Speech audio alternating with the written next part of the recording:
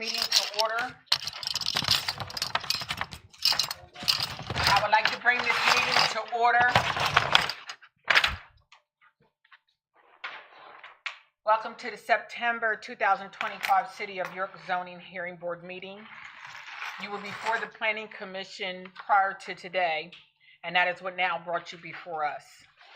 We take the recommendation into consideration, but our vote here is our own decision upon what is presented and the zoning laws. Please silence your cell phones at this time.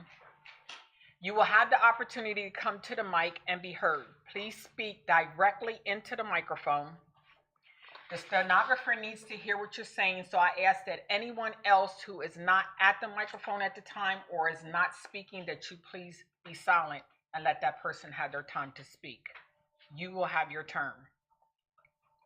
The stenographer will need to hear your name and your address, and please speak it clearly, and please give the spelling of your last name so she can get that information down. She needs to document all information, and that's why I ask that you do not speak or try to speak while someone else is speaking, because she needs to be able to hear what is being said by each individual person. The introduction to our board, to my right and your left, our zoning officer, Montemillion, and Nancy's over there with him. Our board, we have Lester Abbott, Blade Klein, Adam Nugent, Franklin Williams, and I'm the president, Cena Jenkins. To my left is our solicitor, Tom Lang, and our stenographer, Karen Brown. Okay, Karen Brown. If you plan to speak or bring any information to this case or to the case that you are here for, please stand now so I can swear you in. Anyone who thinks that they may say anything for any case, please stand.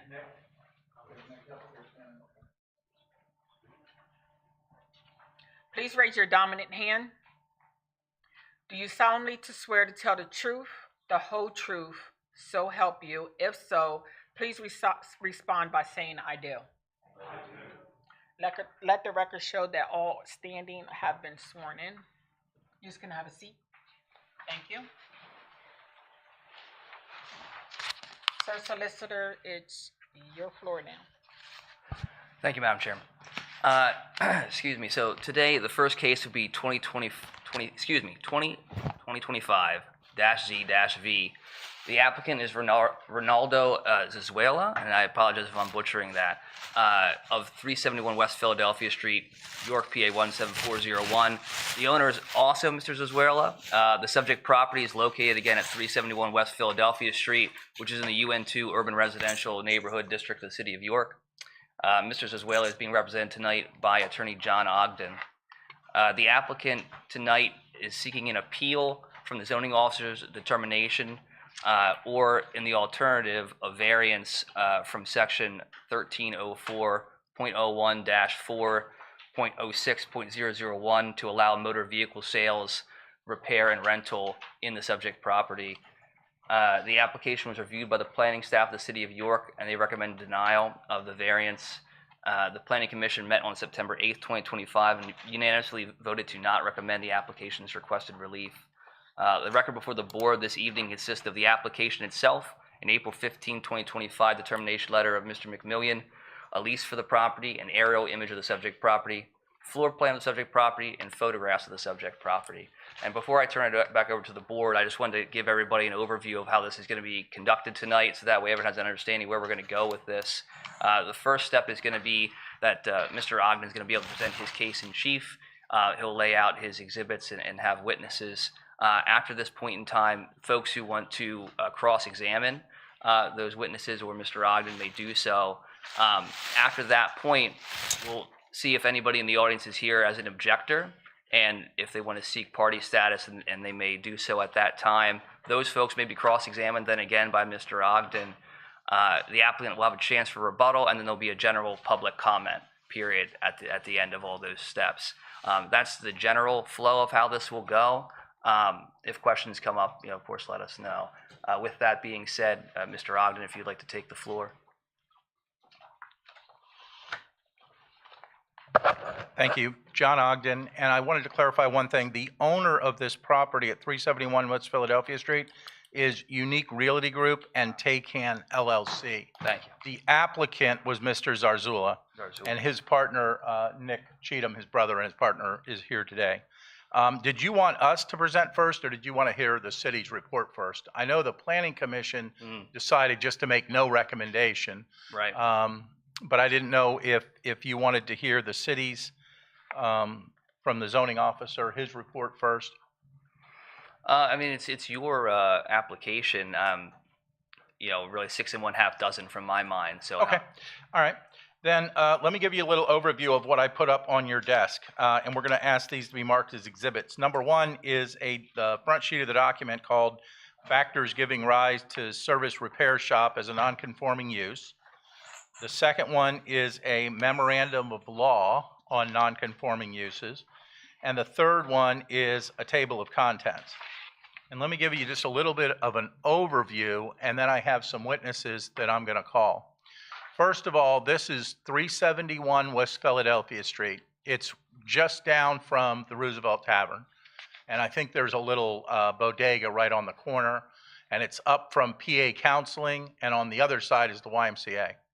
So you probably know the block, and this is that really cool looking older building, kind of a historical building, with a giant garage door, a commercial garage door in the middle that's brown. The building itself is white. And you might have noticed that since Mr. Mayer, who ran the place since 1986, doing hydraulic repair, pallet trucks, anything to do with hydraulics on big trucks, snowplows, lift trucks, anything you can think of. In fact, we saw a review on his page, and I talked to that person, Miguel Alejandros, and he explained that, that's what he would do, is work on these big hydraulic jacks and lifts.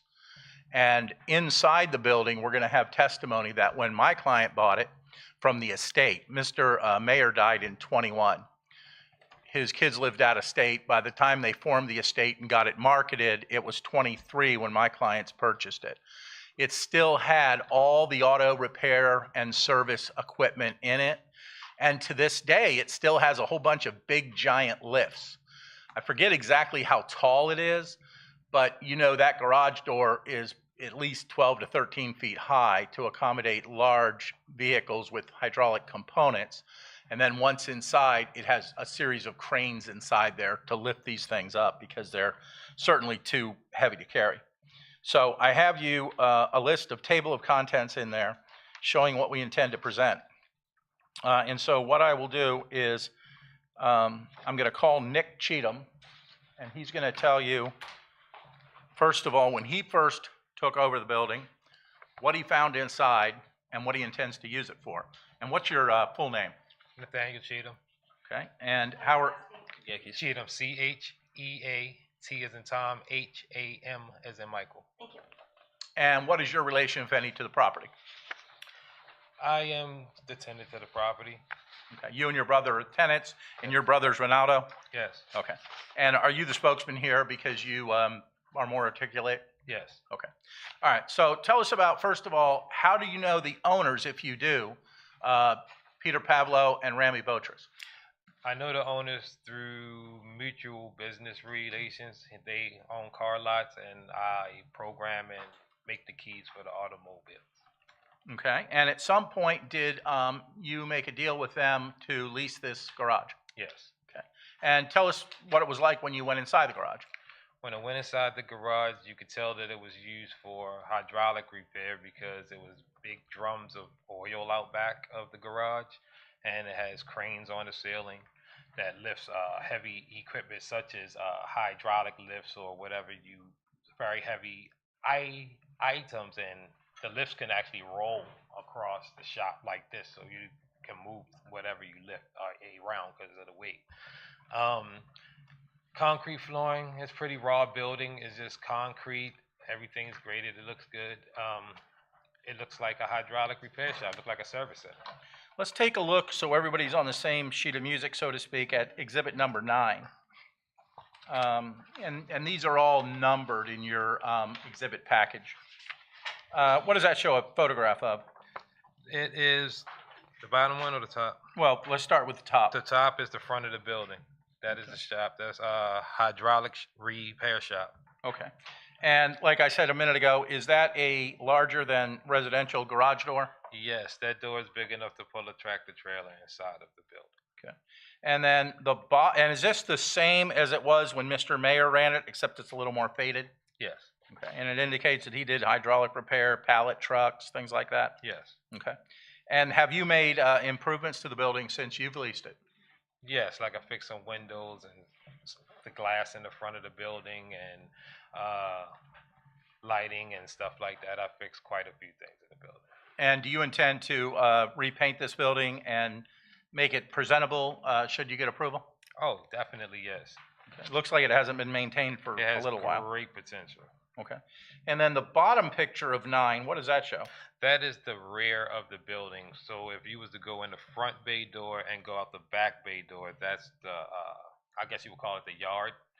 And it's pretty large and it's private, so you can't access it from anywhere but going in the building. So you can't go into the back alley. It's blocked off, It's right? With blocked blocks. off, yes. Okay. And is that for parking back there? It can't, yes, it's for parking. That's what we use it for, parking. About how many cars can you get back there? Maybe 8 to 10.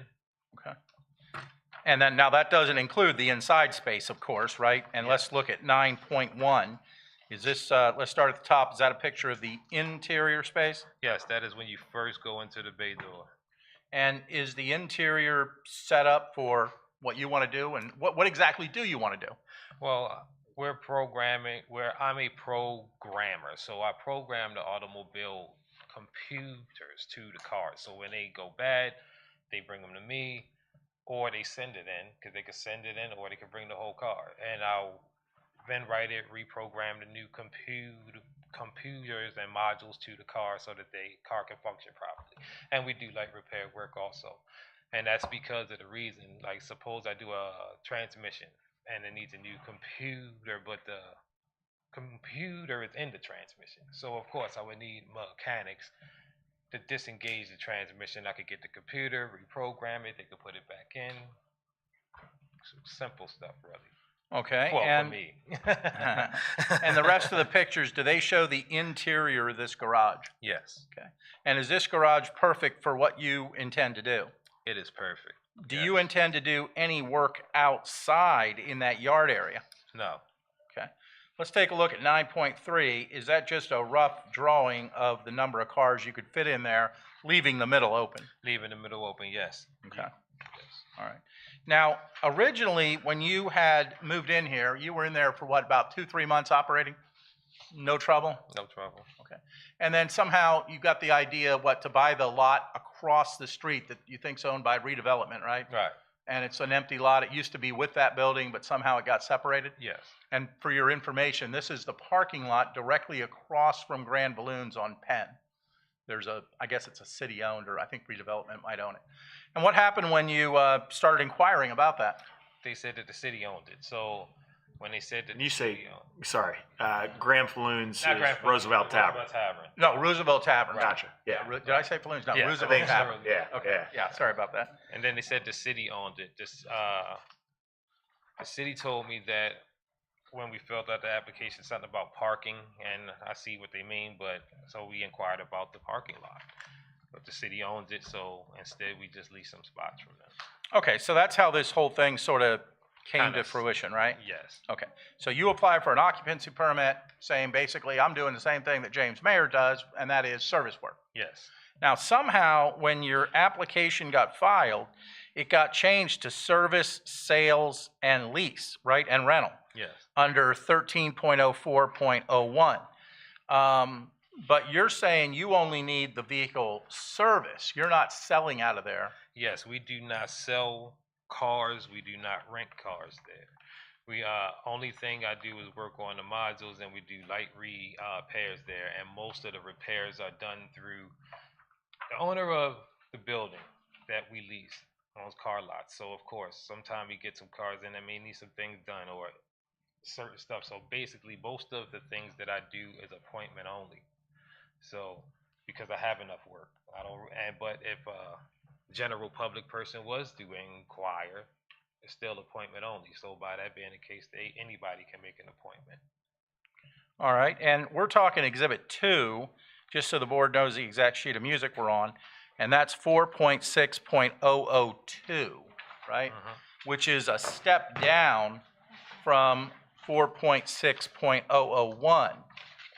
And because that included sales and rental, and is it correct that you don't believe this property is suited to do sales because It doesn't have the space for sales. Yeah. It has no frontal lot. It has no place to market any vehicles or anything like that. So, being that as it is, there's no sales done at that property. There's no way to sell a car there. Okay.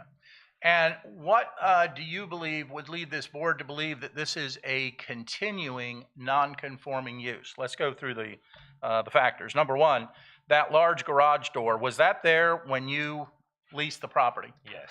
As far as you know, has that been there since 1986 when James Mayer first started? Yes. Okay. And did you do anything to change this building to create a nonconformity? No. Okay, so this is the exact way this building has been for at least since '86, right? Yes. There's really no changes. It's just a building. Could it be configured for apartments or anything like that? No. All right. Number two, the interior shop is designed for parking and working on cars with lifts and cranes. We talked about that. When it was purchased, all the equipment and tools were left in there, right? Yes. And you had to clean it up a little bit, Yes. and you're still cleaning it up. Yes. Now, the assessment record that the county has lists that as auto parts-service 047, and also the assessment record lists that as 332C auto service. And I have those in your package, numbers 3 through 5 are those exhibits which show that public records show this as listed as service for auto. I suspect the city never really had an exact category for specifically hydraulics on trucks. So it just came under the guise of auto parts service. I also included in number 6, a copy of the obituary. It came up during the zoning hearing, hey, that building hasn't been used for a year or two. And that's to show that Mr. Mayer unfortunately passed. I think it was cancer or something. And then his estate was marketing it. But as your solicitor probably will tell you, to abandon a non-conforming use, you have to have the intent to abandon and an actual physical manifestation. In other words, let's say somebody went in there and took all the cranes out and everything else and tried to turn it into an apartment or a barber shop or something. Then you could say you abandoned the service part of it. But it was always marketed as, once they got the estate open and started trying to sell it, as a garage. Excuse 1 second. Tom, does that make sense? So, I mean, the definition for abandonment for non-conforming uses, and I'll turn my microphone, and I'll just read it right out of the code. It says that a non-conforming use shall be presumed abandoned when operations associated with that non-conforming use have ceased by apparent act or failure to act on the part of the tenant or owner within 1 year from the date the activity stopped. Okay. So The testimony would be basically if Mr. Mayer had passed away and the use was not continued for over a year, then the abandonment could be deemed abandoned. Is could basically be deemed. Does that mean it automatically goes back? well, it's up to the board. You know what I mean? It's Okay, your guys' I'm with you. determination of Okay. whether or not you All right. want to say it's Gotcha. abandoned or not. And I would say that in my memorandum of law towards the bottom, I put in all the case law in there about abandonment. And it's very clear that it takes an intent to abandon and an implementation to abandon. In other words, changing the use. This used to be a bank, right? So when they sold it to the city or gave it to the city or whatever, you converted it into this.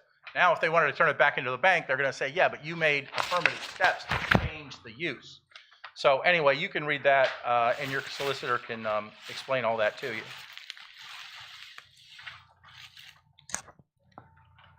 The other thing we did was, we did a right-to-know request with the city. First thing I always do in a zoning case. And that's number 11.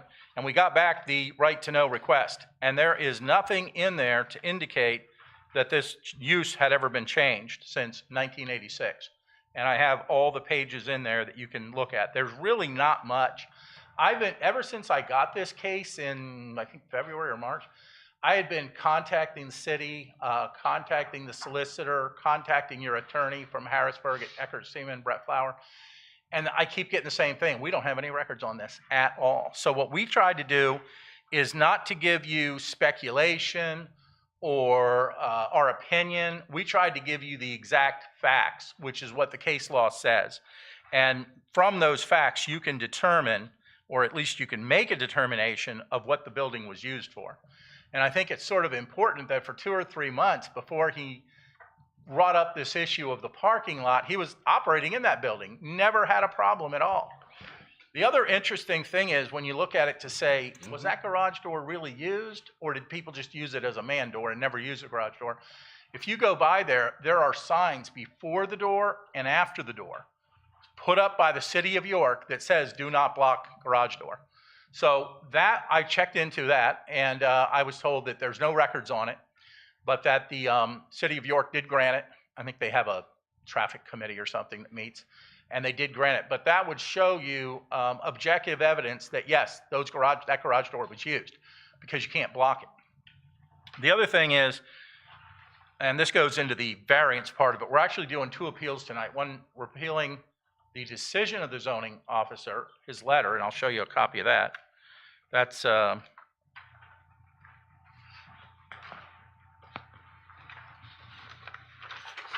number 1 in our exhibit.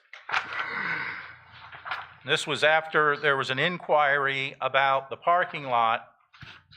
Then sort of out of the blue, they received this, and it says in paragraph number 1 of that letter dated April 15th, the city of York defines the proposed use, house of worship, 13.0401, 4.06001, motor vehicle sales, repair, and rental use. I think that house of worship stuff was just a typo. So they're indicating that you're not allowed to use this because it's in the UN2 zone, as you know. But as you also know, and your solicitor will tell you when you go into caucus, that when you buy a non-conforming use, you step in that owner's shoes. In other words, what he could do, you can do. And then there's also a theory called the natural expansion theory. So, for example, let's say you grant a non-conforming use for somebody to put tires on, and now all of a sudden they want to put batteries in and headlights and things like that. You could say that's a natural expansion of that business. But I think it's worthy that before he got this, he had been operating in there with no issues whatsoever.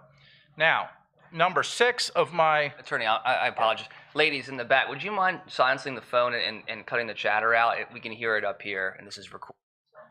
Thank you. All right, and number 6 of my first page there, I have a case law. It says, the proposed use, which is a service garage, need not be identical to the existing use. Rather similar is all that's required. In other words, I don't think the only thing that can go in there is another guy who does hydraulic repair. It's just such a niche industry. But he was doing repair on vehicles and heavy trucks. My client proposes to do repair on vehicles. Now, you said earlier that you didn't really need the parking. Why is that? I don't need the outside parking because our property is just big enough to house everything that we do. Everything is by appointment anyway. So at any given time, it's really never more than maybe 3 cars being serviced at one time. And I can fit a total of at least like 20 cars in the shop. Not only that, around on the next street behind us, I actually lease a property too. And it has parking for about 30 cars on it. And Okay, let's get into that. Is that West Gas? West Gas Avenue. Okay. Yes. And that's directly behind this garage? Yes. And that's an auto service garage as well? It is a service garage, I believe. Okay. And you have a giant parking lot there? Yep. So if by some weird reason somebody would have to come, they could park back there as well? Absolutely. Okay. Now, does anybody drop cars off and wait? No. No. You get these cars from other dealers, right? 90%, yes. In fact, you have a shirt on, those tires guys. That's Yes. the owners of the building, right? Yes, How many locations do they have? multiple. Okay. I don't know exactly, but it's multiple locations. Okay, so if they called you and said, hey, we got a car that needs a key programmed, you would go get the car, bring it to your shop, do whatever you do, take it back? Believe it or not, not necessarily. Only depending on the type of brand and model of the car. If it's something that I have to take the module out of, then of course I will want the car to be at the shop. You don't want to do that type of stuff on the side of the street. We're a professional biz on this. We're not back alley mechanics. So by that being the case, I would bring the car into the shop. If it's like a German car or something like that, if it's a regular car like a Toyota or American car, I usually go right to his dealer, his lot, and I do the work there. All right, and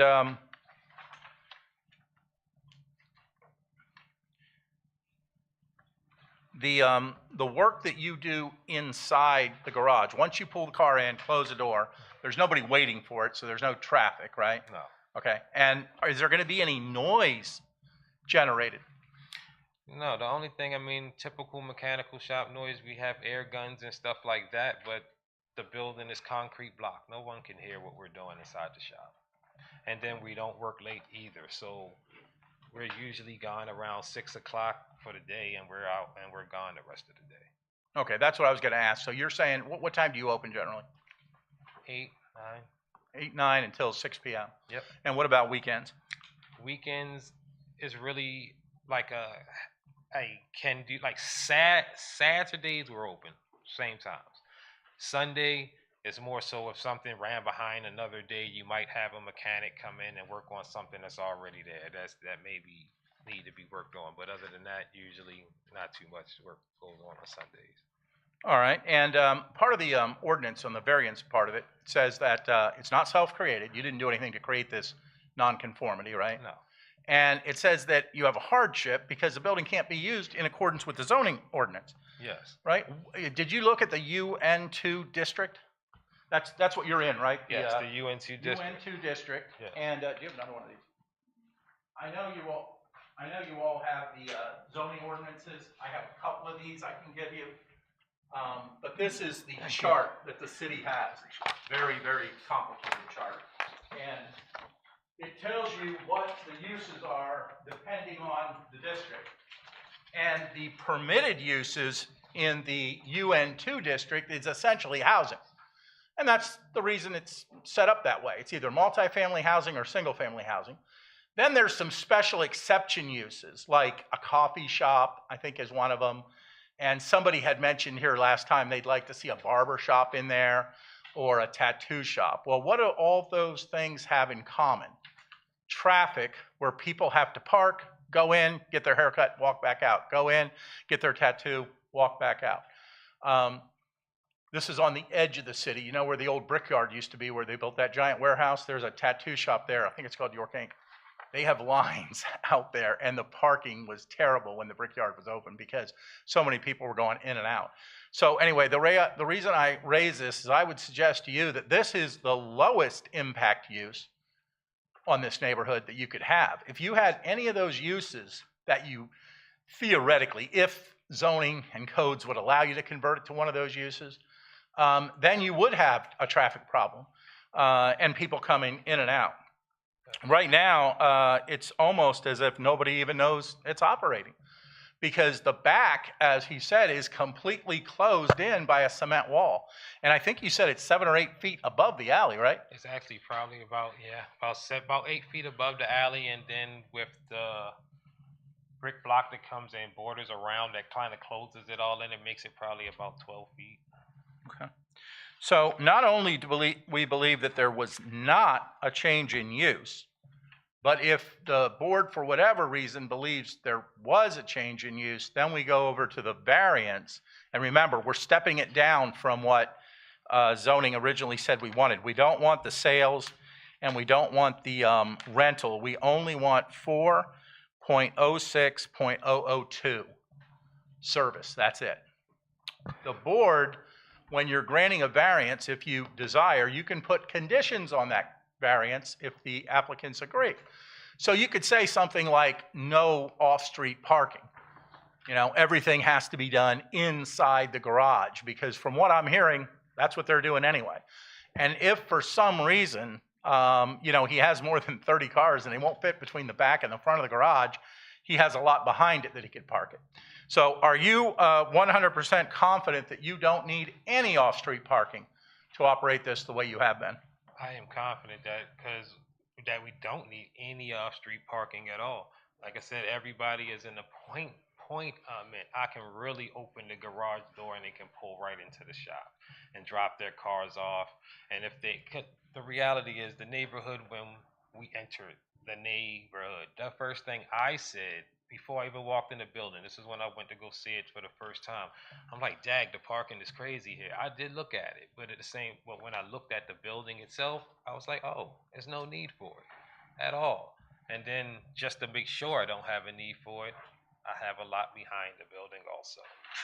And what percentage of your business is retail, where just people off the street say, hey, there's a guy who does programming, and from other car lots, so in other words, wholesale? I'll say about 80-20. I'll say about 20%.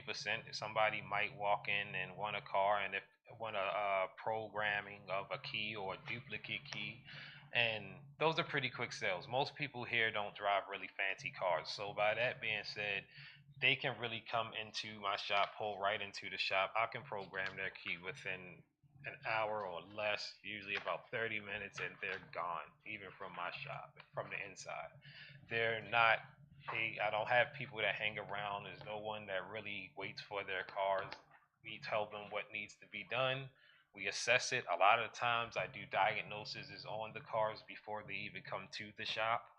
I'll go to wherever lot they are actually at. I'm one of the only people in York that even make automobile keys for cars. I'm like one of like 3 people. And then I'm the only one that actually does European cars and actually program the modules to the cars. So I'm literally the only person in York that I've came across that actually does this work. That's another question. You talked about the programming and the light service work. Are you doing any heavy work like changing out engines or body work that No. could cause fumes from paint? We're not doing any type of painting or body type of work in this shop at all. As far as engine swaps and stuff like that, that is not typically something that we would do. And to be honest with you, usually if I do something like that or have a client that needs something like that, I outsource it to a different shop because of the time that it takes to do it. So you're asking the board to indicate a ruling that the non-conforming use that Mr. Mayor had since '86 will continue, because although you're not doing the exact same thing, you're doing a service center just like he was. Yes. And it's not that much different. Not too different. And so you want to step into his shoes in terms of what he's allowed to do. And then in the alternative, you're asking for a variance from the UN2 section that does not allow this service center. Okay. And you've indicated to the board that this building, you have a hardship because it can't really be used for anything else practically. You can't be used for anything else practically, and to be honest with you, if I don't see how it can be changed to any other use. And then if you don't really want the traffic in the area with lots of customers coming and taking up parking space that's already not there, then I don't see why you would want to change it to something else. Even if somebody did say, oh, let's make it a big apartment building, let's build up. But at the same time, that costs us super amount of money. First of all, the city is not going to probably allow it to be done anyway. And then on top of that, think about it, it just adds more traffic to where it is anyway, which is the very thing that some folks in the community is fighting about. And I'm just I'm here to just let them know that I don't need any parking. You guys can have all the parking.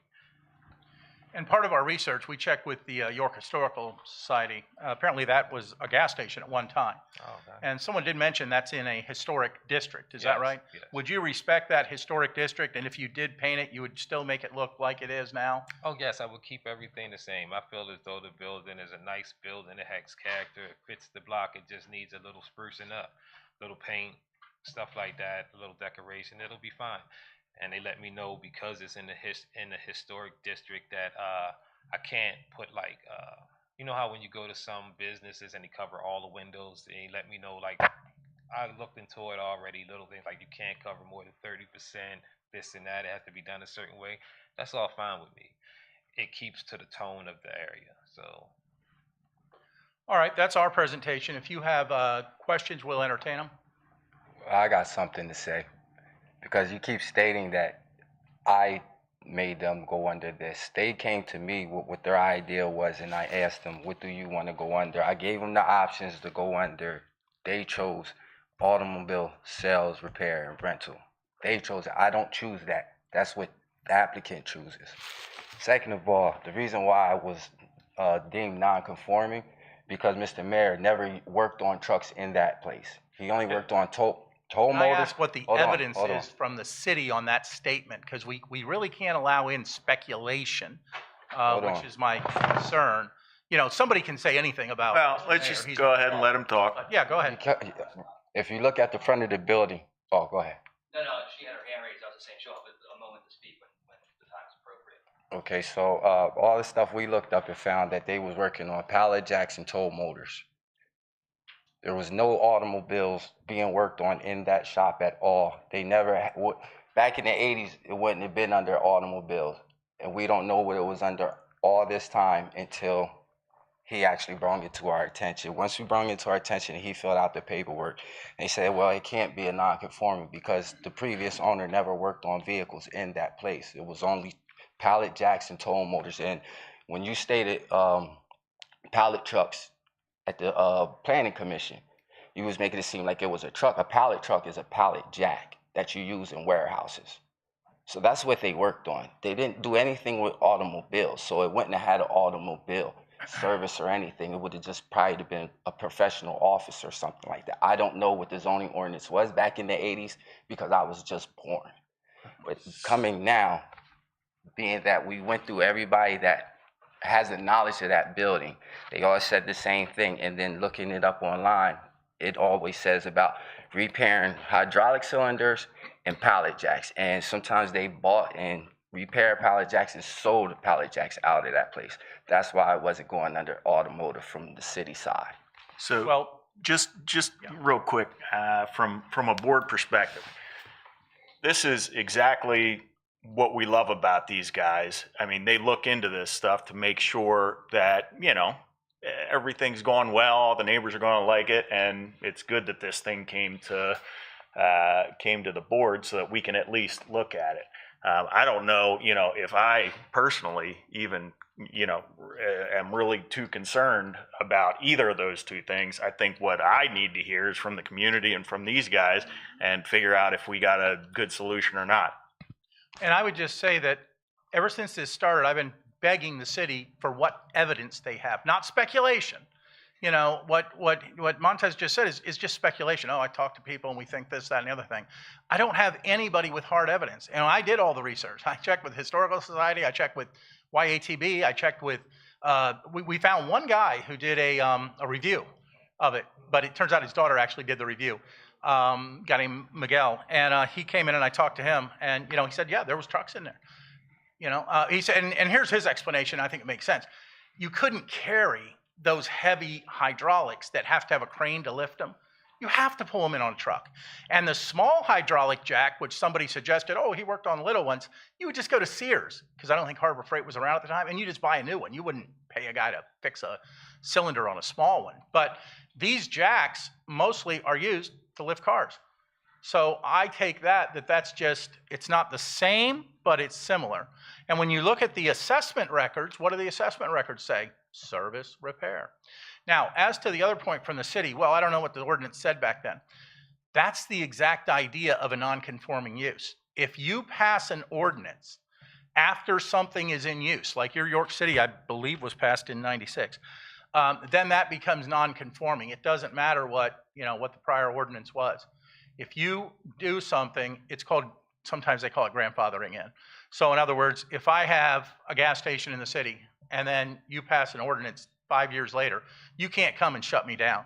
I'm grandfathered in. It's a non-conforming use. That's different, by the way, from a non-conforming building. You can have a non-conforming building, one that's too wide, too tall, something like that. This is only a non-conforming use.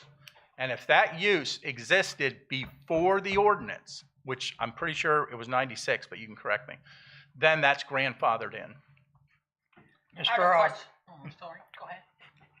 Mr. Ogden, quickly clarifying something. Uh-huh. There's been testimony that there is open space in the back of the building, Like uncovered, yeah. for a number of vehicles, in case they're needed, they're needed to be kept. Right. Then I thought I heard the back of the building described as a solid block wall.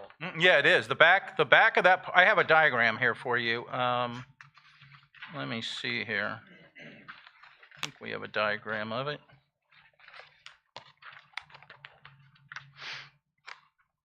Do we have a diagram showing that backspace and that wall? It's probably a little blurry. A little blurry, but you know what? Let me have him describe that space, how big it is, and where that wall starts. So what they're saying is And my this my here is question, open space.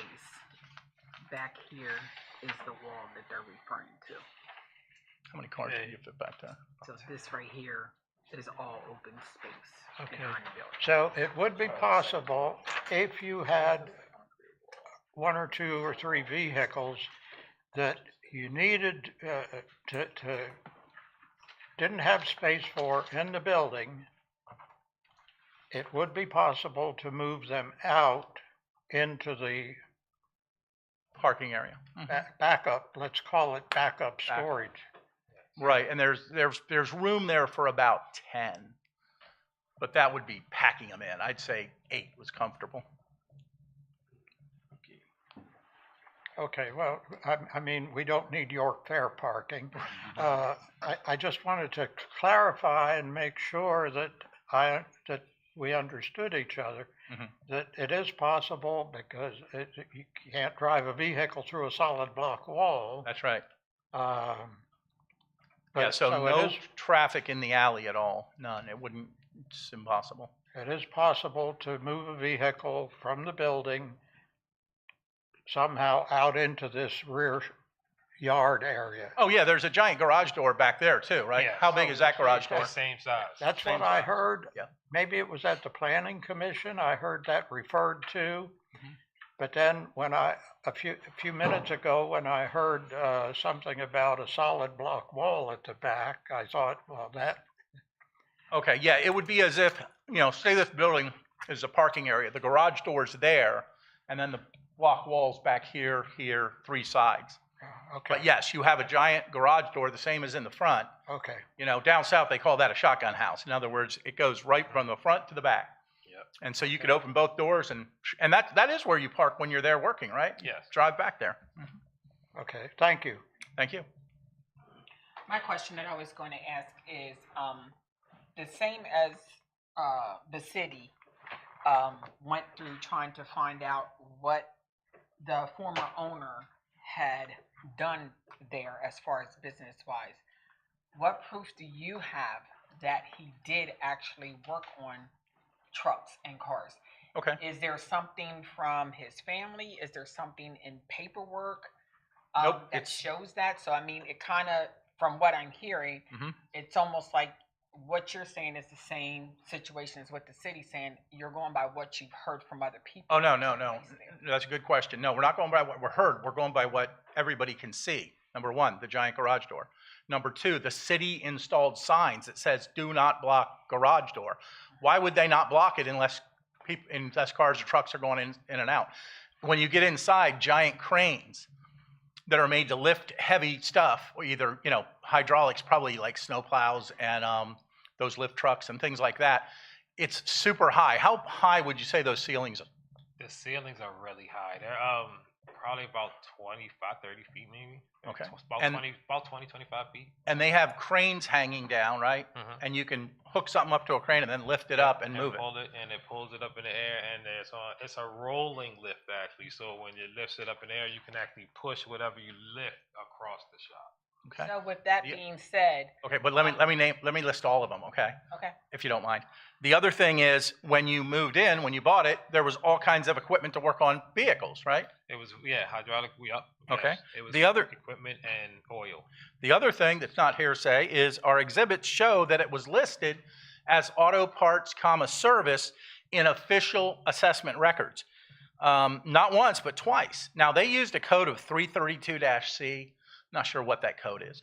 But the case law, when you're looking at this area, says, what do you have with official records? And that's what we have there. And so that's what we're relying on, is the fact that it was, according to Historic York, it was built as a gas station at one time. But not even worrying about that. You can just look at that and you can see this giant garage door, signs on each side that says don't block the door. Once you go in, you can see real high ceilings and you see all these cranes and all this equipment. So that kind of takes it out of the hearsay and lets you actually look at the facts. okay. So just to give you some facts on that, like you said, the crane, the big door being there to be able to have trucks come in is one of your reasons saying that it had to be worked on. If they were working on pallet jacks, if they were working on any type of equipment that had weight to it, they could have been bringing it there on a truck.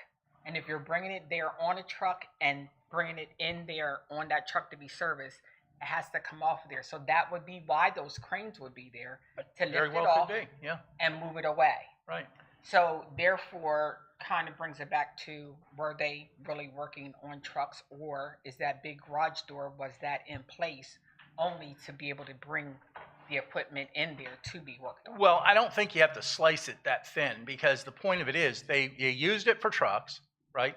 Whether or not the truck had something on it and they had to lift that thing off the truck, I think you're probably right about that. But they were doing service work.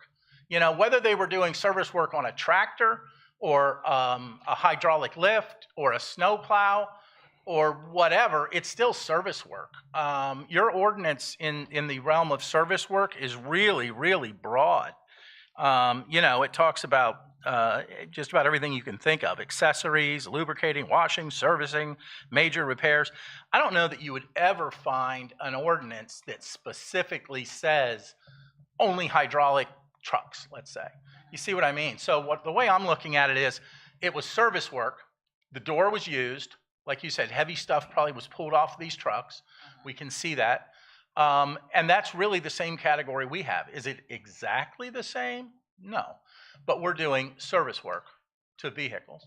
And, you know, most jacks are used to jack up vehicles. That being said,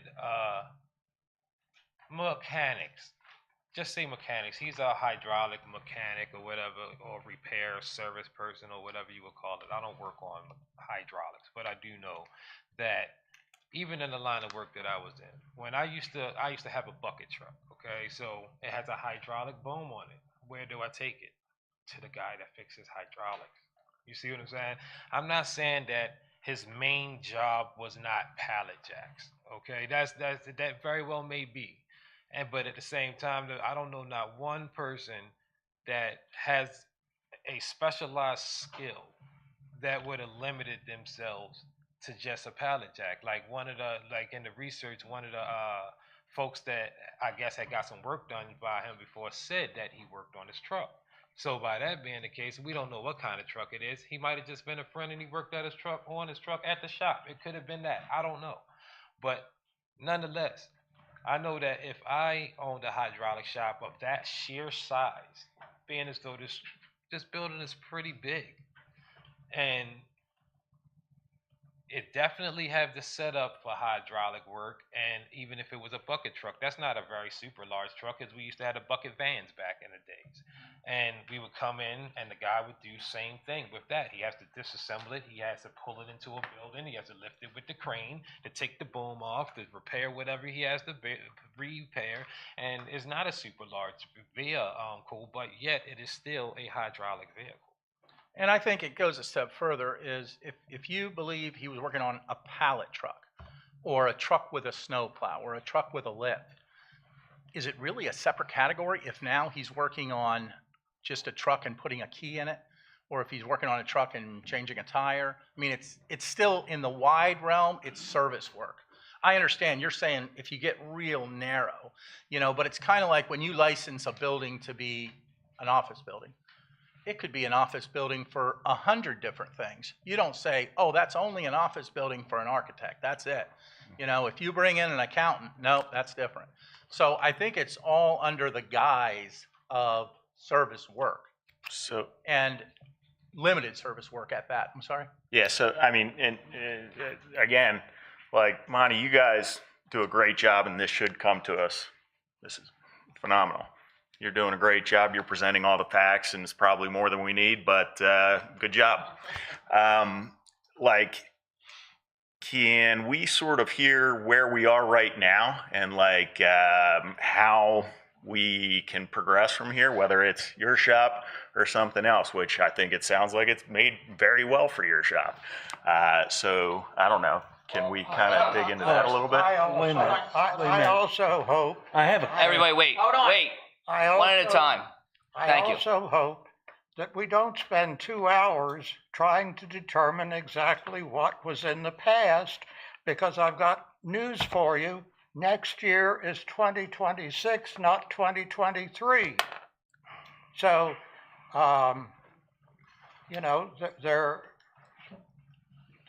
there's just so much time should be spent trying to determine exactly what was in the past, as far as I'm concerned. Thank you.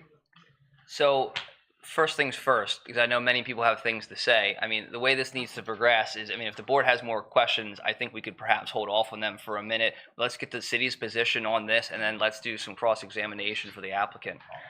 Nancy Griffin, York City Planner. I have been involved in this case since day one. So let's take it I'm just going to be brief, but let's take it, first of all, the signs. Mr. Ogden did email me about the signs. Any sign that says no parking between these signs, it can be for a garage, it can be for a curb cut that's for a residential home. You're not allowed to park there. The city makes those signs. A person comes to traffic safety to get those signs made. So it can be for anything, even doesn't have to be for an automotive garage or anything like that. Those signs are about 42 years old that are out there. Next, how this transpired, how this came to be is, as Mr. Ogden said, they were operating the business. They were operating the business without being legal, without a new business packet. You can't just come to the city and ask for a certificate of occupancy. There is a protocol at the way you go about things. So it was brought to our attention that they were operating without a business packet, without knowing whether or not this was a legitimate business within this zoning district. We tried to coordinate, at that time it was the business, or the BCO, was Steve Buffington at that time, so we tried to coordinate between zoning, planning. Hey, this person wants to put this type of business in here. If it goes through zoning, is it going to be, can it be a non-conforming? Is it that similar to that business? Or once they get to building codes, because now we have on the zoning determination request a paragraph that states just because you get zoning approval doesn't mean you're going to get building code approval. We try to help the applicant not, run into a place where he's going to spend thousands and thousands of dollars. So that was that, and it was determined that it was not the same type of business because the hydraulic business didn't physically work on cars. Yes, it's high. Yes, you have a big truck dropping something off and leaving. And we're also talking about 1985. The amount of traffic that is on Philadelphia Street, which is also a state street, is a PennDOT owned and owned street, is 10 times more traffic. And so when they came into us, it was like, well, what type of business? What do you want to do? And they sat down, and it was different variations of it. But however, because you do not have the back part, like you can't have a car just drive through, get what they need to get done, and drive out the back of the alleyway. Those cars are all gonna have to come back on to West Philadelphia Street. It may not create a parking overflow situation, but when it was brought to our attention, I'm just, stating the facts here, when it was brought to our attention, even if it, you're saying it's hearsay, but with the facts that were brought to us and how we determined the use was based upon the applicant, what they said, and also there were times where there were cars, cars up to the garage door. The garage door was closed. I don't know if the owner or the lessee knew that the cars were there, but you get one car, maybe two cars. Two cars are gonna be blocking the sidewalk. Two cars are gonna be blocking the right-hand lane of the westbound lane of Philadelphia Street. So that is when Steve decided, hey, this isn't exactly the same, so I would not consider it a non-conforming continuation, and they will have to get some other things done, to the inside drains for oil, if they're going to change oil or whatever. So then at that point, we said that to the applicant, and then the reason why there was a condemnation put on the building was because the applicant continued to run the business without a legal business license or certificate of occupancy. Then that's when, and you had to come in and do the appeal, to appeal to the zoning hearing board. That's all I wanted to say. That's the city's position. Thank you. Thank you. Mr. Ogden, would you like to cross-examine the city, or? No, I would just contend again that if this building is used as an office, and then you decide to lease 1,000 square feet, it's continuing. That's our position. You step in the shoes of the prior person who had it since '86. Is anybody here, and let me explain this really quickly to differentiate. What I'm going to ask next is anyone here to cross-examine the applicant, and that means not give your position. I mean ask questions about what was said. So if you have questions about what was said, now's the time. If you want to just speak your opinion, there'll be a time for that later. So does anyone have questions in particular for what the applicant put forward? Okay. All right. Sir? And if you could please state your name and your address into the microphone and spell your name, please. Yeah, I'm Charles Miller, 357 West Philadelphia Street. I'm here on behalf of my brother Dave Miller. We have Miller Brothers Vacuum, better known as the Vacuum Cleaner Hospital. We have a problem with the change of usage, and that's what he had brought up, and we think there is a change of usage. Well, and respectfully, again, I'm just asking if you have questions for him right now, and if you don't have a specific question, then you can put your position on the record later. I'll save my time for this. Thank you. So hearing no further questions, I think it's now actually appropriate for people to step forward, ironically, as an objector. And so what I'm going to say now is anyone here seeking objector status for party status is another way to phrase it, for this application, for this case, okay? And if you're going to seek party status, would you mind coming up and stating your name and spelling it, and also giving your address? And before you do, you were not sworn in. I will need to swear you in. Yes, ma'am. Then we'll get you next, Mr. Miller. If you'll raise your dominant hand, please. Do you solemnly swear to tell the truth, the whole truth, so help you? If so, please respond by saying I do. I do. Thank you. And what's your full name, ma'am, and spell it? Jane Stambaughg, Stambaughg, 129 North Penn Street. And Mr. Ogden, do you object to her being a party in this matter? No, if she wants to be, she can. Thank you. You may proceed with your testimony, ma'am. Okay, I moved in that neighborhood in 1977. I moved into the property at 360 West Gas Avenue. I have continually been in that neighborhood since 1977. Now, the building 371 West Philadelphia Street. The earliest usage I remember, a gentleman named Mac Raines and Donnie Tome had a used furniture, used junk shop in there. They opened the door. They opened that garage door. They did not bring vehicles in there. They brought furniture and junk in and out of there. They were there for a few years. I don't remember how long. Then the next thing I knew was someone was using the building from Bob's In-Town Spas before they moved out to Route 30. And apparently, apparently they were moving their spas or whatever they sell in and out. Then it was used to repair hydraulic jacks. Since 1977, that building has never been used as a garage. It has never been used to work on vehicles. Miles Muffler was a garage. They pulled vehicles in and out of the garage doors. That never occurred at 371 West Philadelphia Street. Not since 1977. And my concern, yes, my concern is if they get in, everything they say in here is going to go out the window. And the parking in that neighborhood is atrocious.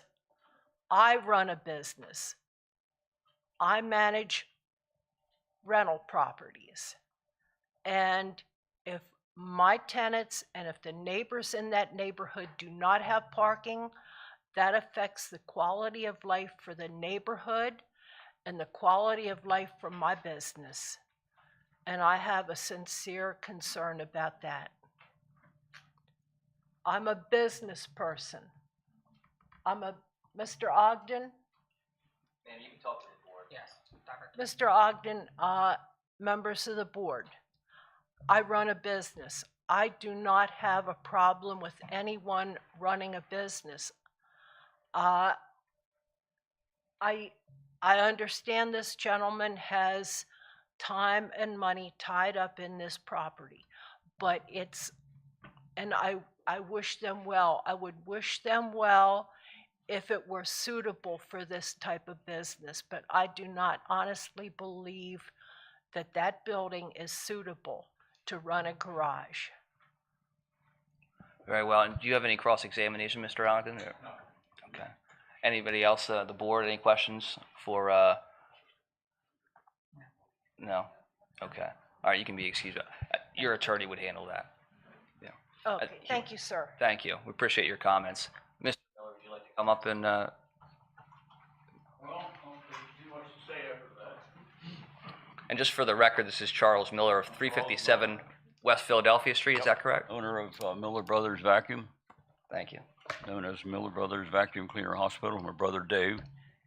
Anyhow, Jane mentioned this, but that's been in our family, the vacuum cleaner shop, since the mid-1950s. I was involved in it from 63 on. Dave came into the business. We took over the business from Dad in 73. There's never been any cars or trucks repaired in that garage because I lived in there 5-6 days a week. That was my job. So, and I'm sworn under oath, so I'm saying that as truthful, with all due respect to the people here to my left. So, I was going to give you a history and a rundown, but Jane did that, and we've been through a lot in our business in the 52 years that Dave and I have been in business. We've been through riots, we've been through floods, we had 2 fires. So it's easy to throw in the towel, but we're not going to throw in the towel. We're going to fight for what we have. That's why we're still there.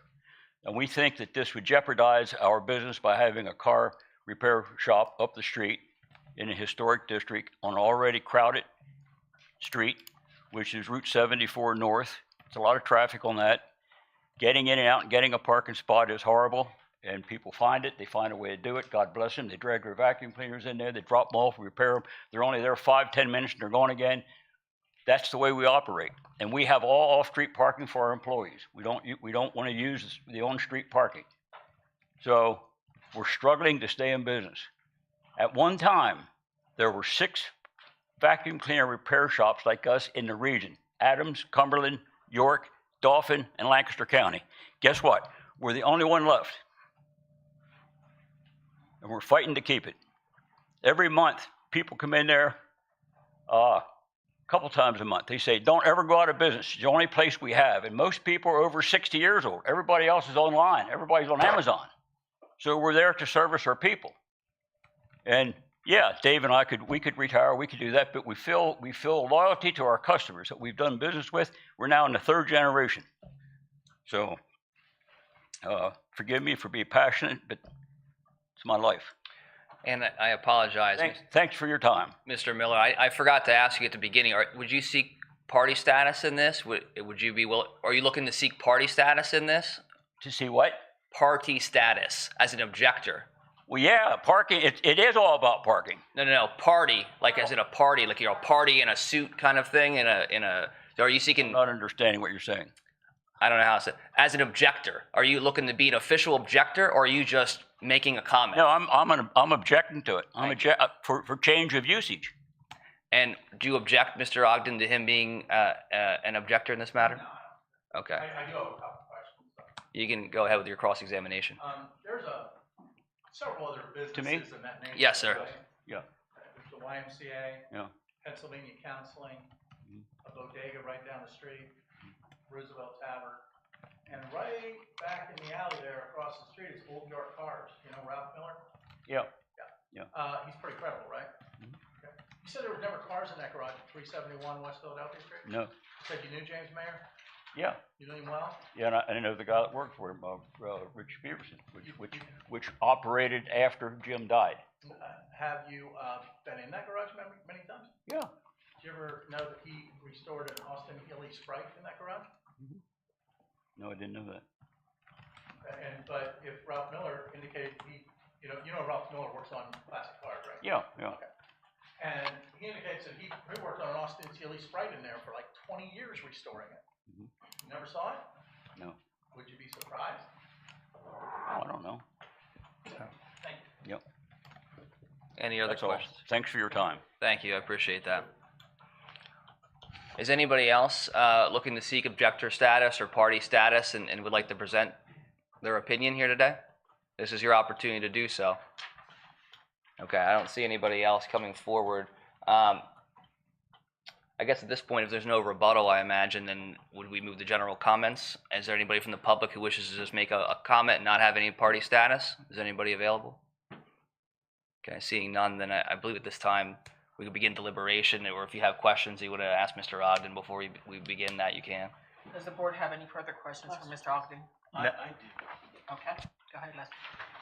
So if I understand the testimony correctly here tonight, you were operating this business, and then you went to the city to buy the parking lot across the street.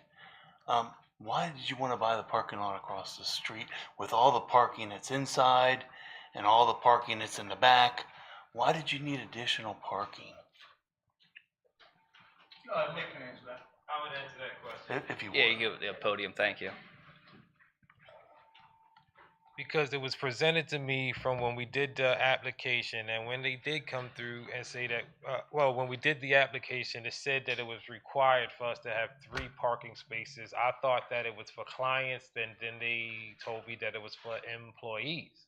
So when they said that, because I thought it was for clients, like just in case, because they kept saying like, what if somebody comes or what if somebody pull up? So I said I'll buy parking spaces then. You see what I'm saying? So just to eliminate the parking problem and the issue, if I get my own spaces, then it wouldn't be a problem.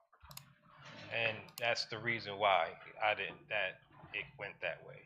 And maybe I can clarify, so are you saying that you thought it was a requirement when they told you, hey, you need a variance to do this, and that category requires 3 spaces, You thought, well, if I gotta have them, can I get these ones across the street? Pretty much, yes. Okay, I thought you went and tried to get the spaces before this came No, up. what I did is I went to go and get an occupancy license because, like I said, we moved into the shop. Most of the time, we weren't actually operating out of the building. We were fixing it up, actually, like, trying to, make it look nicer, cleaning it and stuff like that. So, because I wanted the occupancy license in my name, I went and I came to the city. Okay. Nobody, even when I came to the city, even though they said, oh, they were operating this way and that way, you have to understand this. Nobody came to my business and told me that. I came to the city on my own accord to make things right. So, because I didn't want to be out of the specs of the law. So, by that being the case, I came here and then I asked questions. And that's when they gave me the answers. Now, when they gave me the answers about the parking, that's when I thought it was like outside the building type parking. I guess they were saying that I thought they were saying that I couldn't have it on my own property because we had to go through the building or something. So then I was like, okay, well then I'll get some that's not on the property then. And that way nobody can say that we're interfering with the natural flow of the neighborhood.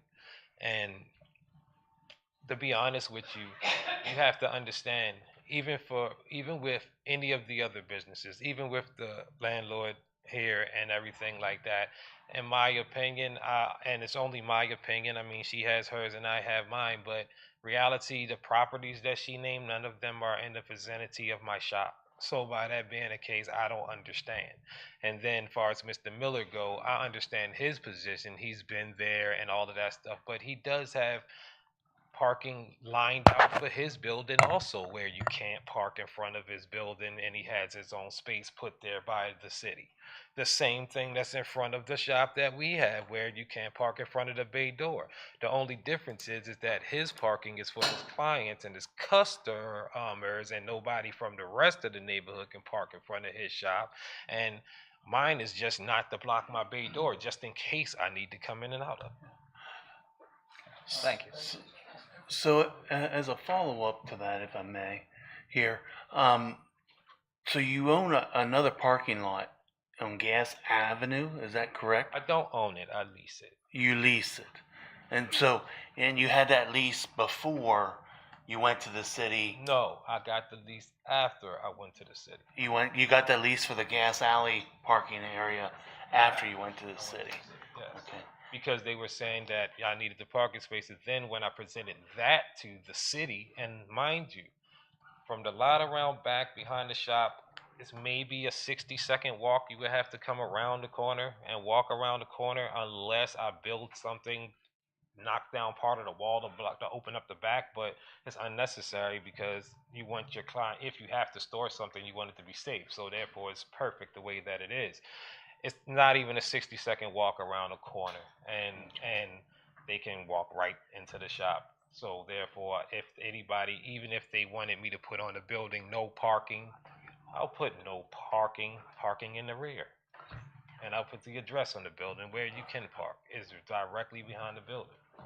That was my next question. Do you have signage up in that leased parking lot that says for your business, or would you put those I would signage definitely up? put it up. I don't have it now because of the fact without the zoning and all of that stuff, they're saying we can't operate, so therefore there's no need to put it up at this moment. But if in the event that you guys go forward with everything and everything is in the favor of myself, then yes, I would definitely put the sign there so that nobody interferes with the natural flow of Pennsylvania Avenue. And you will not be doing vehicle sales there. Is that your position? I'm sorry. Will not be doing vehicle sales. I'm not a car salesman or anything of the sort. So by that being the case, like I said, when Montanez actually, when I came to his office and we did pick the zoning and stuff like that, the reason that I believe that he put the zoning in there, because when he asked me what is the realm of the things that I do, I did include car sales, but I did say that we can't sell cars here. And if you look at the property, you can see I can't sell cars here. So that's why it doesn't need to be car sales and stuff. It's just service center. Question while you're at the mic. With And I've heard what some of the people from the area say. So coming in and out of your garage, if you had customers to enter and exit, that would affect the flow of traffic on Philadelphia while that's happening, correct? Well, no. And the reason being because if you're coming out of the garage, you have to understand you're on the side of the street. You're not even on the sidewalk. So therefore, the traffic is in front of you if you're coming like that. The traffic's going this way. All you have to do is wait for the light to change. We don't have a choice. So you wait for the light to change, car pulls out of the traffic, and then it goes on about its business. It's not going to be sitting in front of the shop, double parked or anything like that. It doesn't make sense. It's a 2-lane street. And even if I did have to have somebody wait outside the shop, it's a whole parking lot across the street that none of these people use.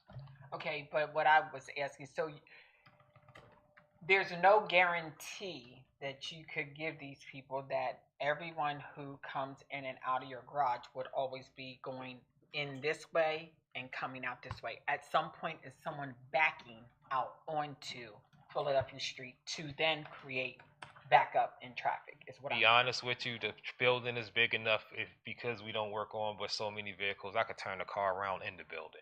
I don't necessarily have to back out the garage because it pulled in the garage. That's not necessarily the case. Like I said, the building's big enough that I can turn the whole car around and they can pull right out into traffic.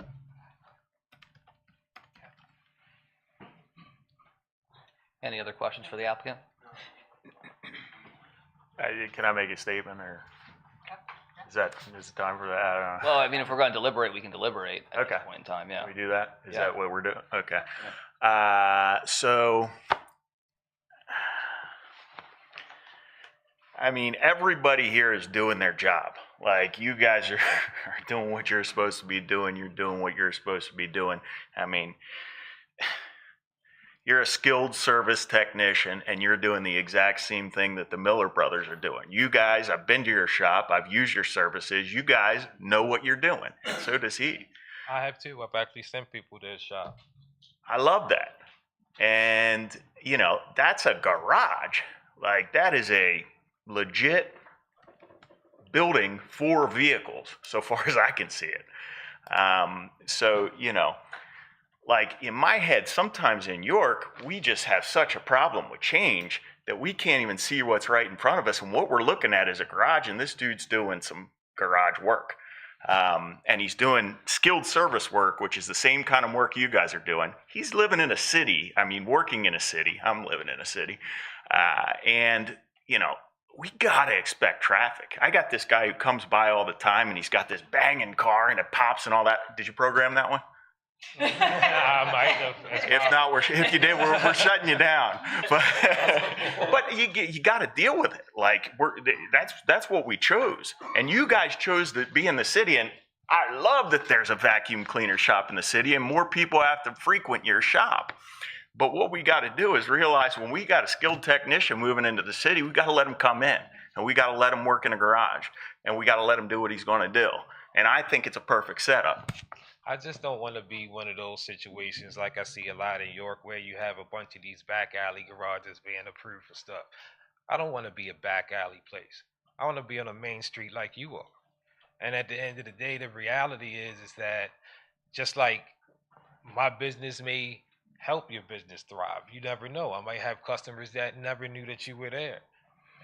And they just decided to walk around the block or something, or whatever the case might be. The reality of the situation is that I'm not here to try to infringe on his business or anybody's parade or what they do in York. York is a small place. I'm trying to keep the money in the business in York because I live in York now. I'm not from York, but at the same time, the reality, I'm not even from Pennsylvania. The thing is that, but I've been here for 16 years, and I've been looking and watching and seeing how things are, and exactly what you said. I noticed that the people here do not like change. And at the end of the day, the reality is the world is moving forward.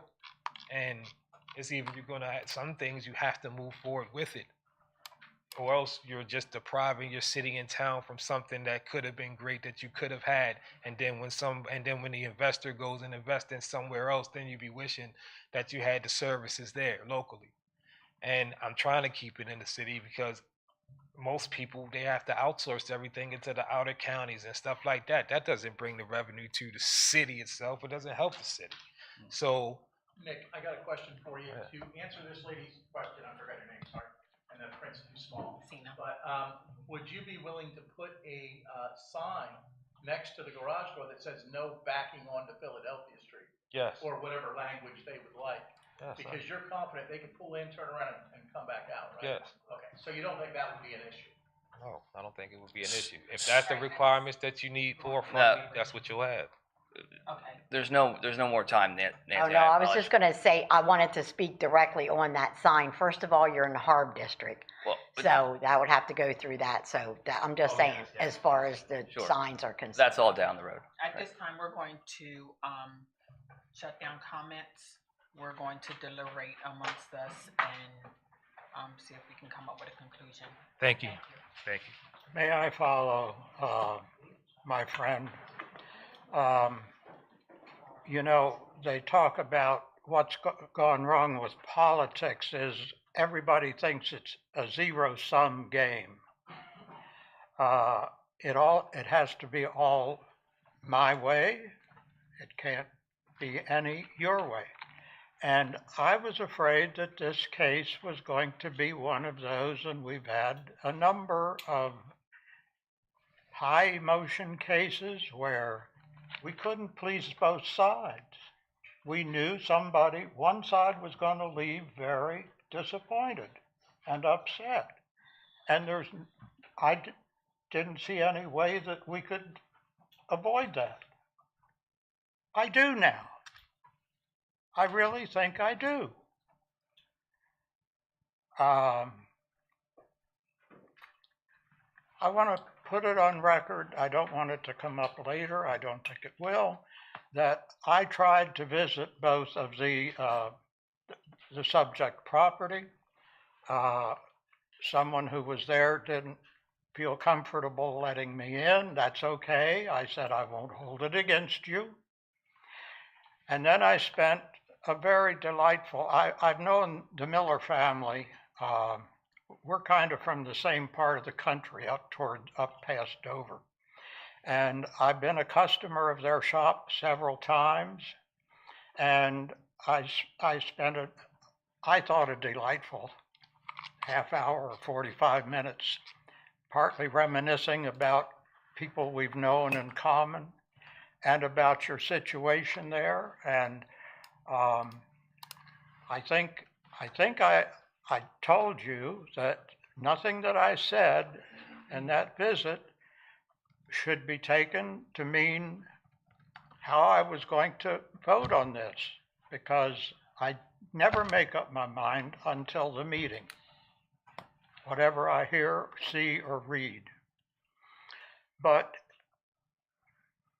the applicants seem to be saying that they can make do without any on-street parking. And that should be what the neighbors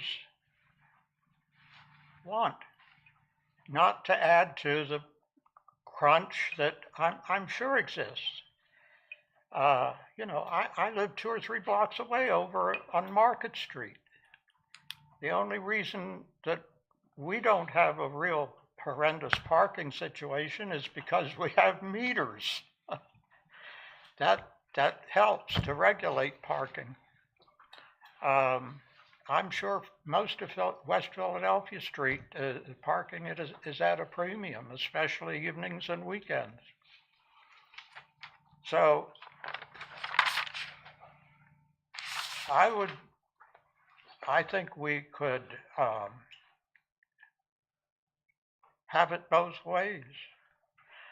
I think that I would feel comfortable denying the determination appeal and approving the use variance if the applicants accept the condition that no vehicle would be parked on Philadelphia Street I mean, for 5 minutes, I don't think that would make or break the deal. But I'm talking about cars, you know, parked for half an hour, an hour. I think the loading zone in front of the vacuum, your place, I think says 10 minutes. Is that right? Am I imagining it? 15. 15 minutes. So, you know, and that is a perfect case for the loading zone. I see them in some places around town and I think, what? But without that loading zone, you guys have said you'd be in deep trouble. Yeah, we couldn't be in business. Yeah, that's understandable. So, you know, I honor and respect your history. I really do. I hope you realize that. But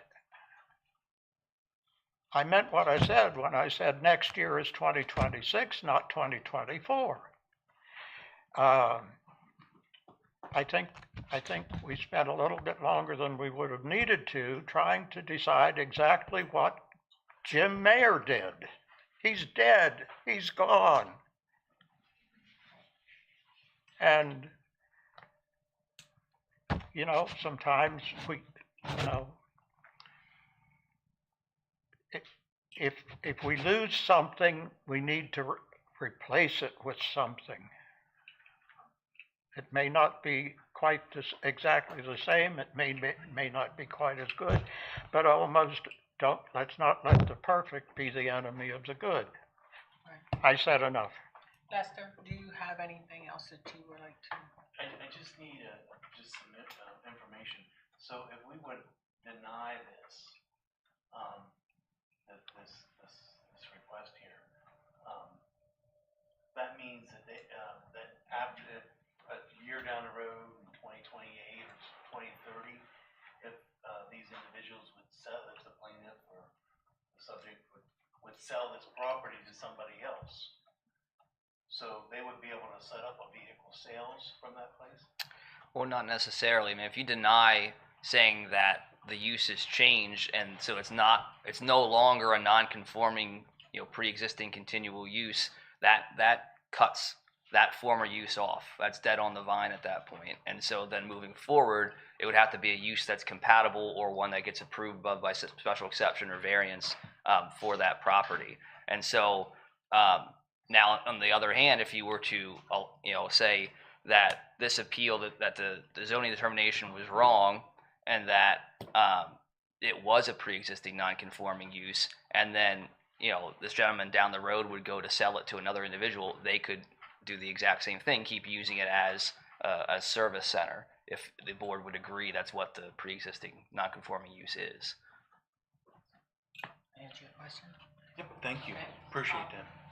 I guess have another procedural question then, Tom. So in the agenda, it's still listed as the vehicle sales, but from testimony, they no longer want vehicle sales. So could we today deny the appeal of the letter and work towards the variance? Can we then change it to service only? As long as there would be an objection from the applicant, or, you know, I would imagine that would be fine because they're still getting the relief that they're requesting. Okay. Thank you. Adam, you have anything further? No, I'd just like to give them the opportunity to do business however it's most efficient for everyone, so. You have anything else, sir? No, I would be willing to make a motion. Okay. An hour and 25 minutes, I don't believe we could be accused of giving it short shrift. No, it's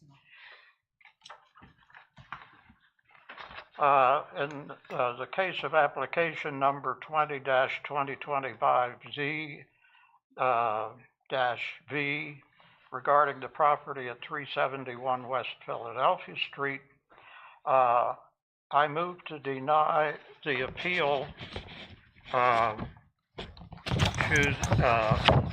overturn the determination that the that a previous use of the property has been abandoned.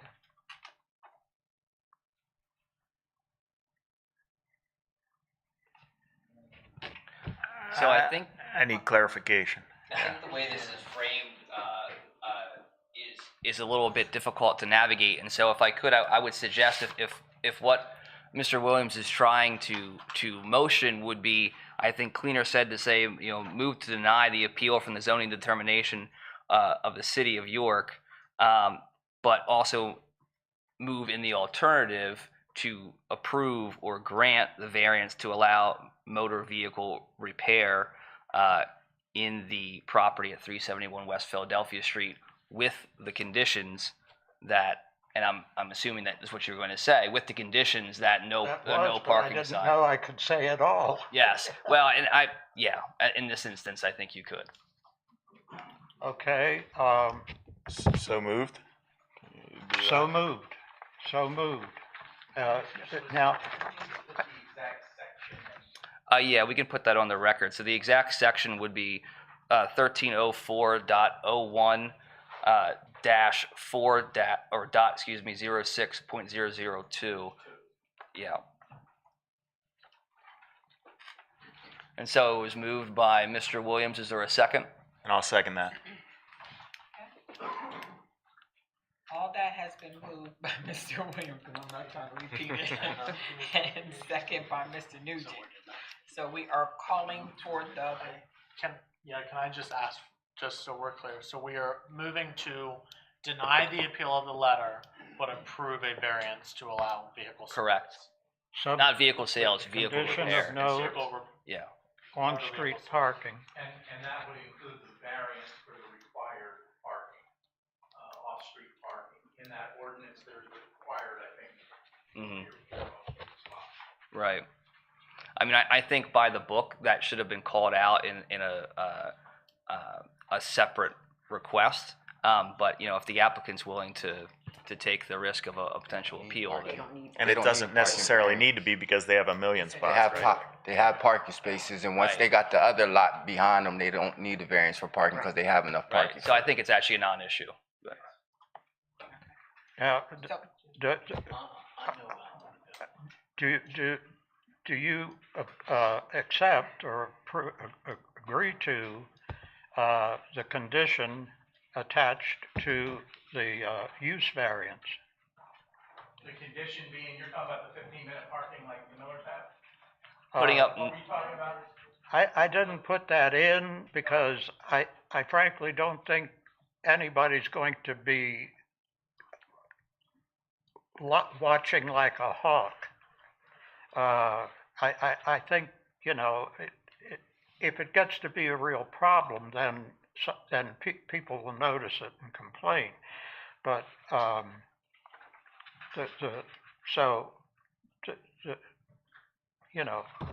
trust people to be reasonable, saying that that the garage will not have any vehicles parked using on-street parking on Philadelphia Street means that taken reasonably. So there are no conditions then, frankly? I'm sorry? I don't think so. Okay, just, I think, was that? I think the attorney was asking if, so there are no conditions. Well, that's why I want to be clear here, because the motion I made included the condition that there's no parking on West Philadelphia. Is That's that- what was discussed. Is that okay He with agreed. you guys? Yeah. Okay, so. And yeah, so sure. I think we keep the condition in and Yeah. and Yeah. move forward as such, and, Thank you, and Tom. no problem. so, There's no time for that anymore, ma'am. Sorry. okay. So, now, with that being present, we're calling for the vote. Okay? So we're gonna go down to, Lester. No. Nate, Aye. Adam, Okay, when I say I, it means I would like them to do business there, right? To Okay, approve aye. the variance, yes.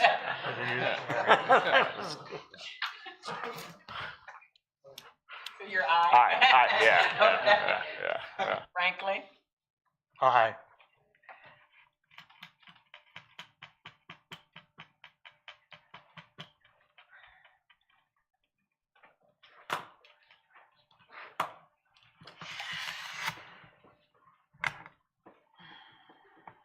Aye.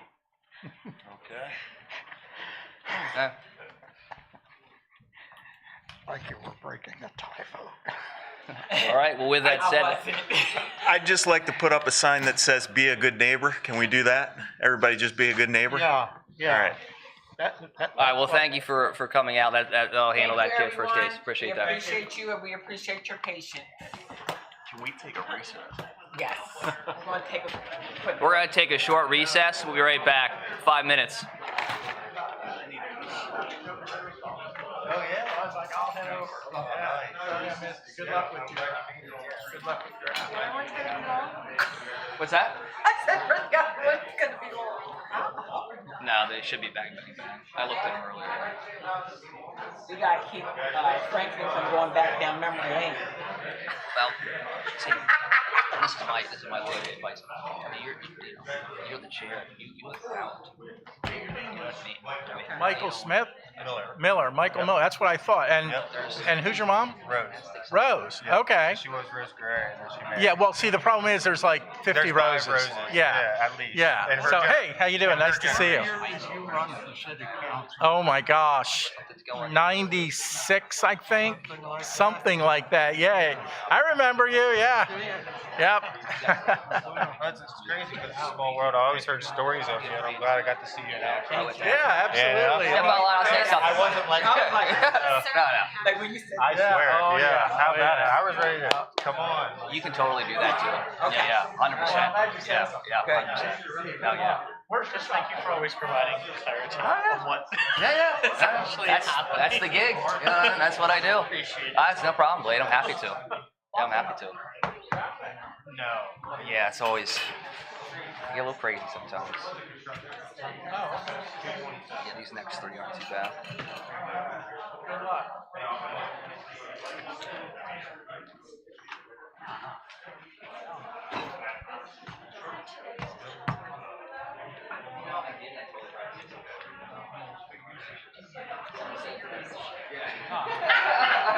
Someone said something about earlier today. Say something. Tell me about it. I know she told me she went to see your band. She really, really enjoyed it. Yeah, I wanted to go.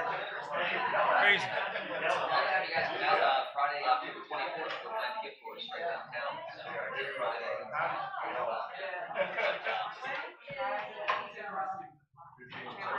Yeah, and then we'll be off until next spring. Is the one that was still goes down. Yeah. Thank you for allowing me. If I overstep sometimes, just let me know. But I had questions. And But that's why I kept looking down. I was Yeah, I like, know are you- you okay? I wanted to make sure. Yeah, before and we I go. seen Yeah. that, and I appreciated Yep. that. I just wanted to tell you thanks. Oh, yes, you're You know, welcome. but yeah. So, and that was a tough vote. Yeah, it was. But I did business with them. Okay. And we only did forklifts. We would bring them in, just like you were saying, on big flat football trucks. And that's all I ever knew him. And That's what I just wanted my clarity today. I'm backing out in the Philadelphia street. That's gonna happen. Yeah. There's no way. Yeah. But I looked at that. Did you go by the property at all? I've been through there, yes. Okay. I just didn't know it had the back part of it. Well, I looked at the back. I drove up that little alley. Oh, okay. I drove back there, and I was like, why don't they just tear down a portion of the brick wall and just drive it? Yeah. That they might could do have. They could have just been like. But I guess it sits up higher. Yeah, but from you what could have they're put a saying. hole in Oh. the wall. Yeah. You could have put another gate there or something. So it doesn't sit up? Not really, it kind of goes flat. Oh, It kind okay. of, the wall is high, Yeah. but from what I've seen in the alley, and it's not much of an alley, but you know, but anyhow, it went through. So, I mean, but thank you though for. You're welcome. Appreciate that.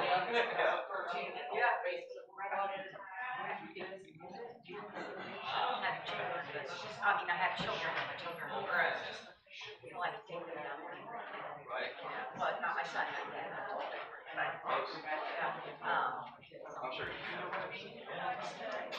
Wrong. When's our vacation with Michelle?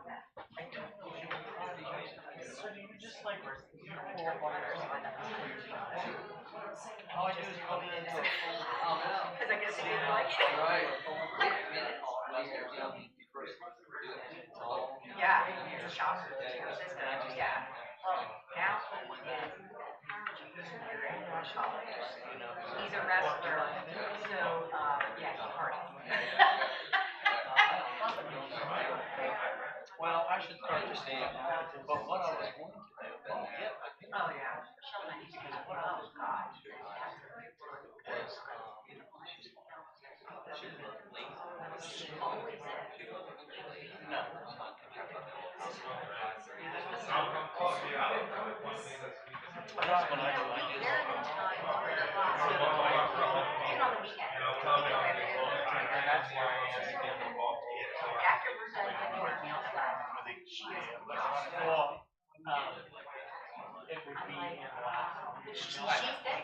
Thanks for coming out.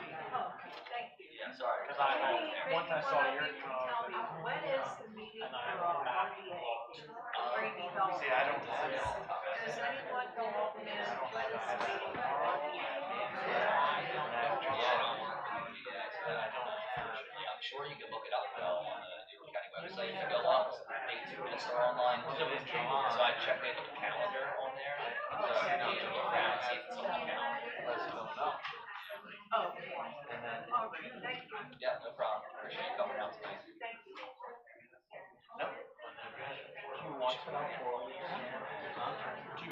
Where's Adam? That way I got it. Because it's easy that way. Did you run into Adam? I'll see if I find him. I'll walk around. We won't be able to find you. Oh, no. There. I thought he left the little boys' room a couple minutes before I did. Oh, he's coming.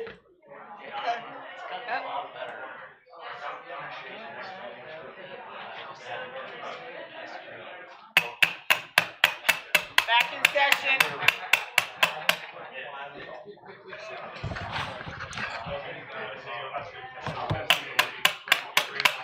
We're back in session.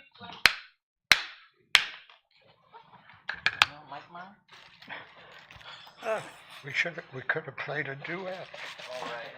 Sir Solicitor, will you read in the next case, please? Sure. So this next one is case number 24-2025-Z-V.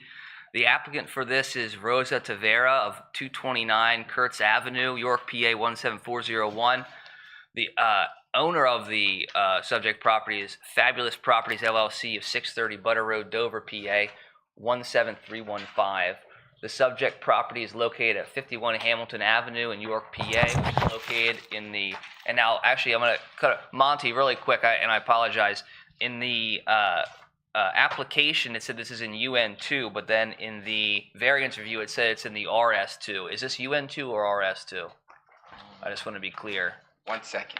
Thank you. 51 Hamilton Ave.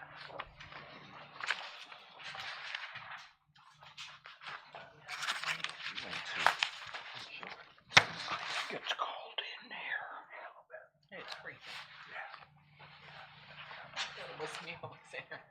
I was wearing long sleeves. Should grab mine.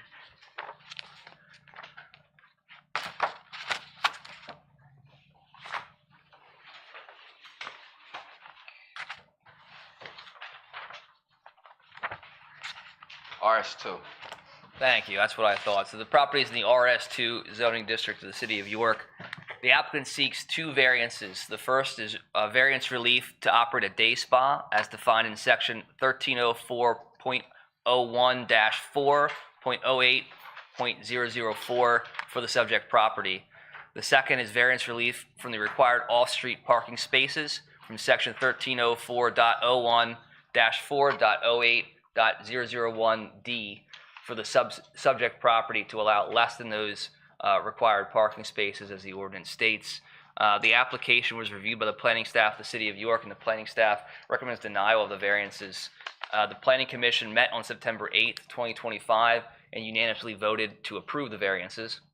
The record before the board this evening consists of the application itself, a commercial lease for the subject property, rent checks for the subject property, floor plan of the subject property, an aerial photo of the subject property, and then other various photographs of the property itself.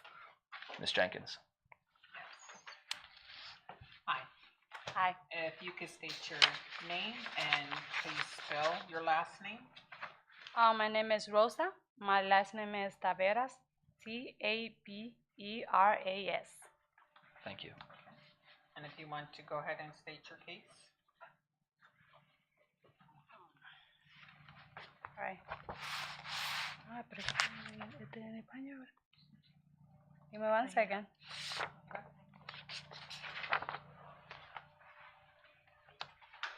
Dear member of the zoning hearing board, I respectfully submit this appeal regarding the zoning use of the property located at 51 Hamilton Avenue, in York, PA, where I plan to establish beauty and personal care salon and compliance and compatibility. I'm sorry, my English is not. Take your time. I don't know You're if fine. you can let my daughter read that for me. Yeah, if she's comfortable with that, she could read it. Yeah. Then the questions will probably direct to you. I'm sorry. That's okay. I can understand you. I'm trying my best. Okay. You're fine. What's your daughter's name, just so we have it for the Riani. Rayani. Could you spell that, please? Brianny. Thank you. Okay, go ahead. Desde arriba. Aquí. Compliance and compatibility. The proposed salon will comply with all state and local regulations regarding health, safety, cosmetology, licensing, accessibility, and parking. Additionally, the nature of the business by appointment, services, beauty, and personal care is compatible with the area and will not generate negative impacts in terms of noise, traffic, and environmental concerns. Community impact. Parking and traffic. The property has adequate parking and availability for clients and employees, avoiding congestion on public streets. Noise and safety. The salon will operate during reasonable business hours without excessive noise or activities affecting neighborhood peace. Rehabilitation. The currently vacant space will be transformed into a modern and organized business, enhancing the aesthetics of the area. Economic and social benefits. Job creation. The project will generate new local employment opportunities. Economic contribution. The salon will support local suppliers and services. Community value. The salon will be a safe, positive space that promotes well-being, self-esteem, and community engagement. Commitment to good neighborhood practices. I'm committed to maintaining the cleanliness of the premises, complying with signage regulations, and following all administrative requirements established by this board.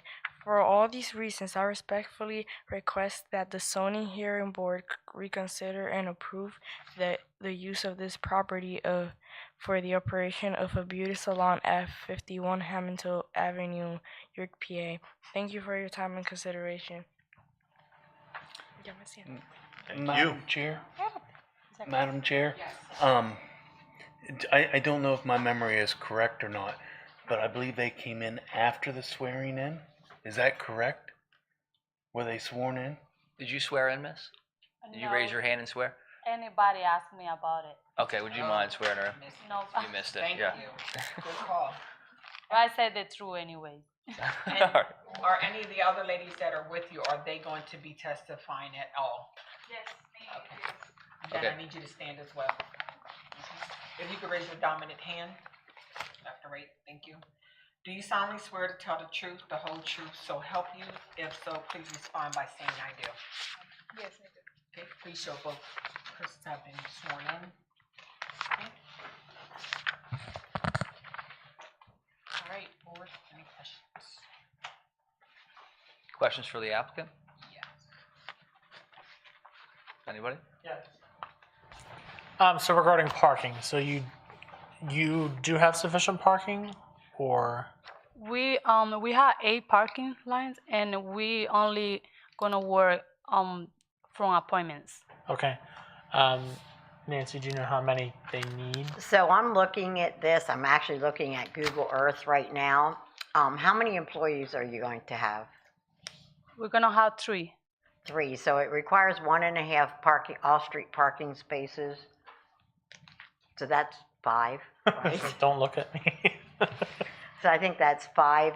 Are you sharing, so this looks like there are 2 separate businesses. Are you only on one half of the building? Is there another business on the other half? No? Okay, Another so, business? No. oh, okay, so you have the whole 51. Yeah. Okay, there's also apartments above there, correct? Up. Do you know how many apartments are up there? 4. 4. Okay, so this is why they needed the variance for parking, because you have to share parking when it's a commercial space with, so 4 apartments would require whatever 4 times 1.5 is, and then plus if they're gonna have 3 employees. So they do have 1, 2, 3, it looks like 6, No, it's 8. 8. It doesn't have the lines in the back. You have parking in the back as well? Yeah, but it doesn't have the lines. Okay. So 8 spots, which you're talking 5 just for their business, and then they have to share the parking spaces, so they're probably not real short. But me and the co-workers, we're not gonna park in the parking. Okay. You plan to park elsewhere. Right, Yeah, so, out. so it looks like they need 11 and they can supply 8. Thank you. Thank you.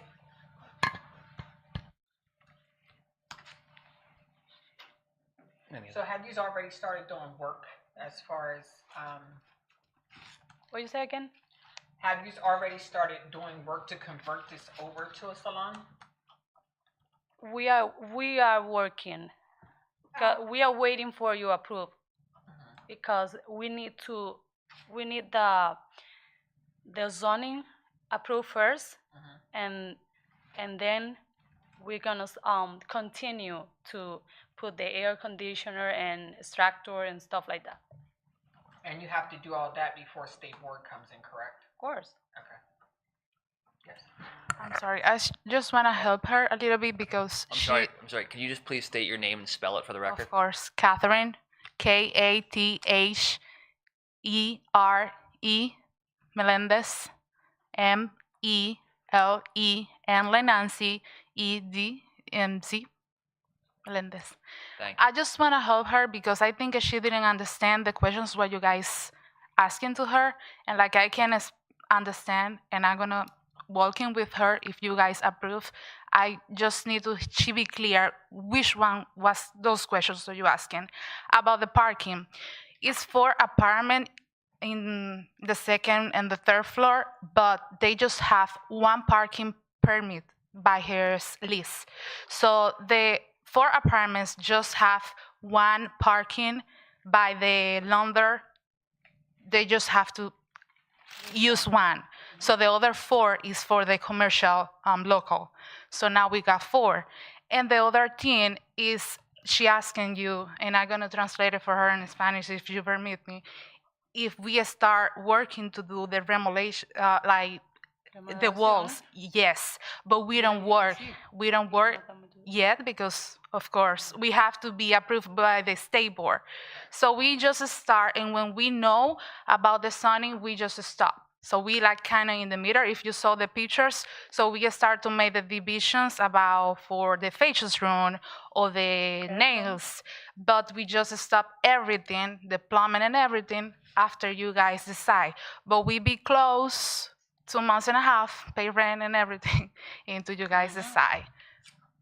So you said there's gonna be 3 employees. Yes, because she working on nails, and I'm gonna be working in the facials room, and it's gonna be the other lady just working in the hair She's here. room. She's right here. So it's only 3, and we only working by appointments. So she already has her nail salons, and we just want to make sure right now the ladies here can know if you have to do your nails, you have to go into one. If you have to do your hair, you have to go into other place. So it's not so many places when people can go in to get all the service and quiet and like VIP space, like just personal space, just for you. So that's the kind of service. It's not like walk-in business. It's just by appointment because it's not going to be more employees. It's only by appointments and trying to make all the service in the same place, and people can have safe times, because the locations we didn't know, like we know it's a commercial, we think it's for all the business. So then before we made the application for the state board, that's when we find this have to make.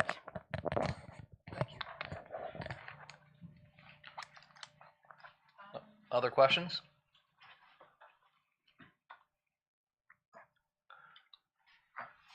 I don't want to take your thunder here, Sina. I just wanted to.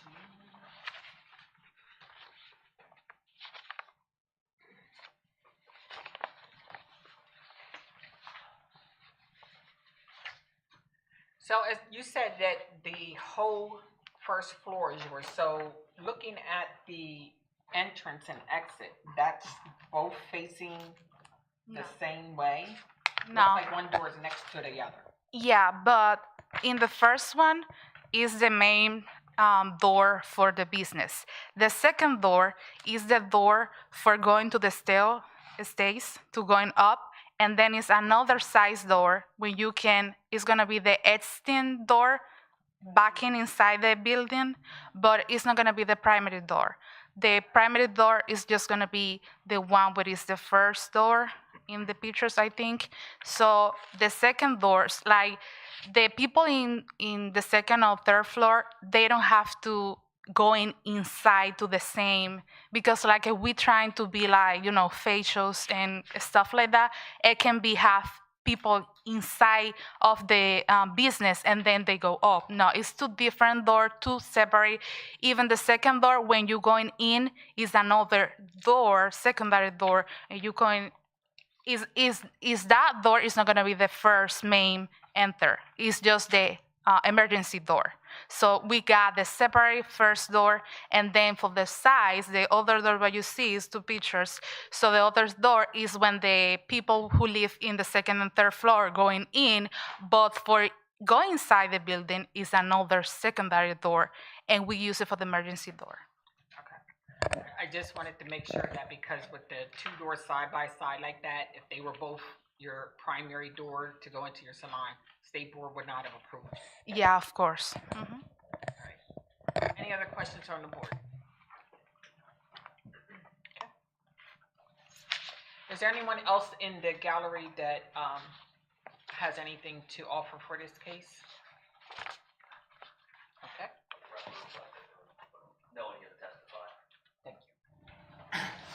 anybody want to make a motion? I'll do it. I'm sorry? I'll make the motion. Oh, okay. In the case 24-2025-Z-V, I move to approve a variance to allow hair care as defined in section 1304.01-4.08.001 for the property at 51 Hamilton Avenue in the RS2 zoning district. All right, this case has been moved to be approved by Blaine. And is there a second? I'll second. And second by Adam. Calling for the vote. Who's down there? Lester? Aye. Blake? Aye. Adam? Aye. Franklin? Aye. Cena? Aye. And in the same aforementioned case, I would move to approve a variance to the required off-street parking spaces found in section 1304.01-4.08.001D for the property at 51 Hamilton Avenue in the RS2 zoning district. And I'll second. It's been moved to be approved by Blake and second by Adam. Calling for the vote. Lester? Aye. Blake? Aye. Adam? Aye. Franklin? Aye. Cena? Aye. So approved. Thank you. Congratulations. Good luck. Thank Good you. luck. No, you did a great job reading for us. Yeah, Very good. yeah. Thank you. Yeah, appreciate you. Thank you for your help. Thanks for your contribution back there.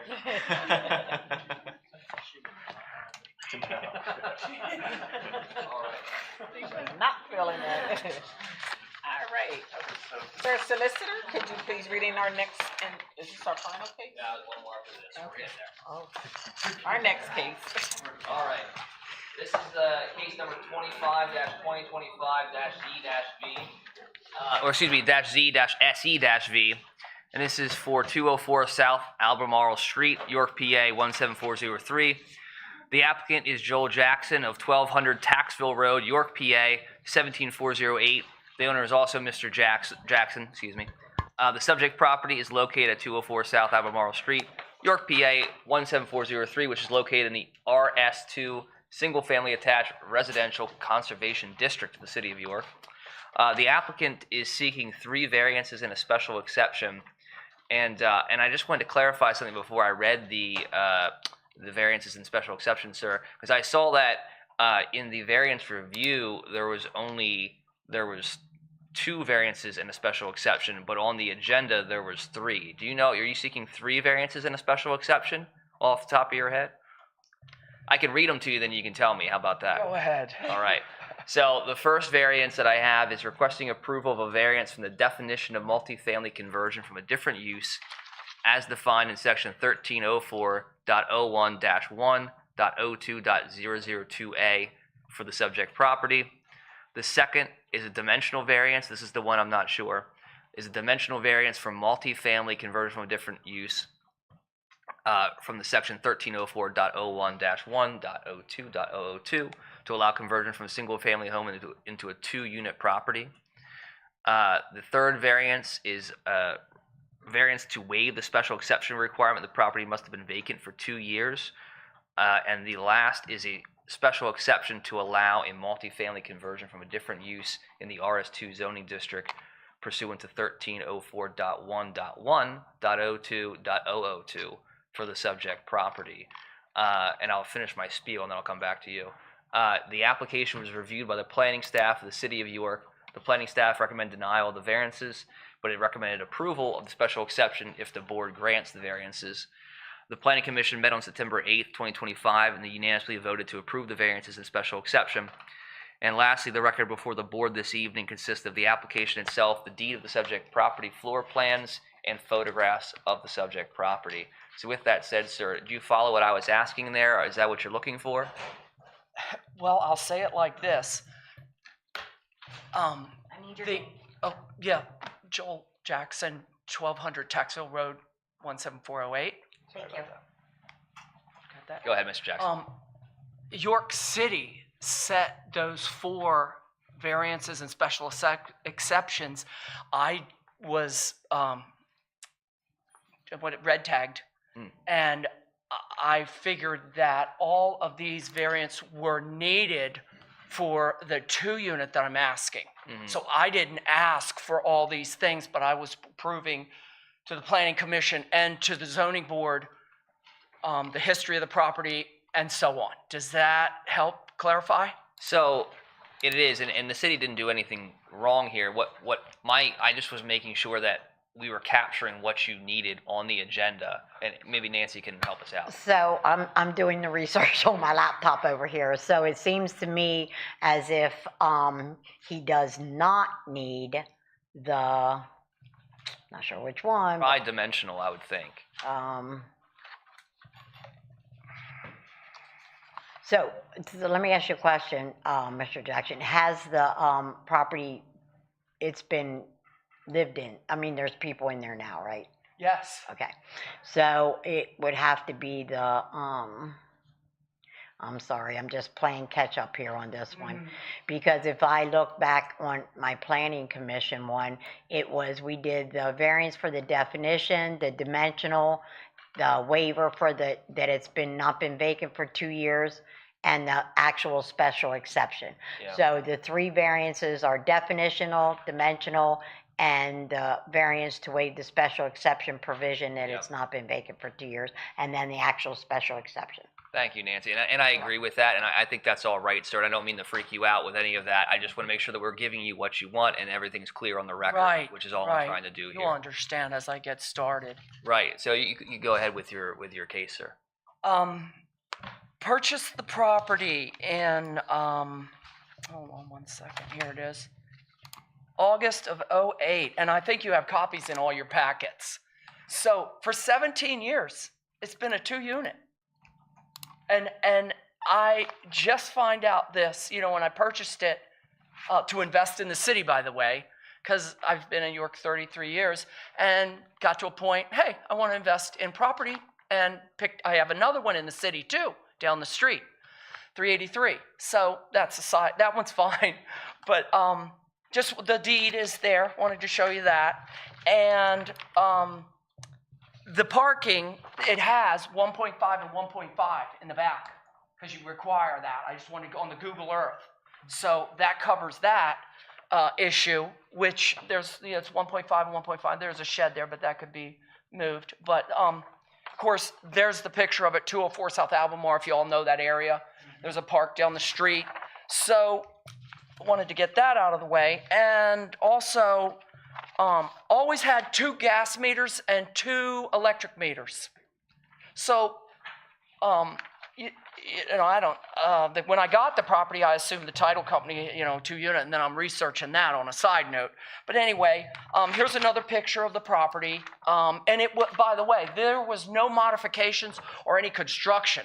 Well, what I did do was remodel the insides, because when the estate sold it, it had old paneling, and so I made it real nice. And never run out of tenants in the city. I have like 10 applications every time I have a vacancy. So the 1-door and the 2-door, 2-bedroom and a 4-bedroom, believe it or not. If you look at the Google Earth, that they must have added that. So it was designed that way. I didn't do any construction or anything like that. So I wanted to bring that out to the zoning board.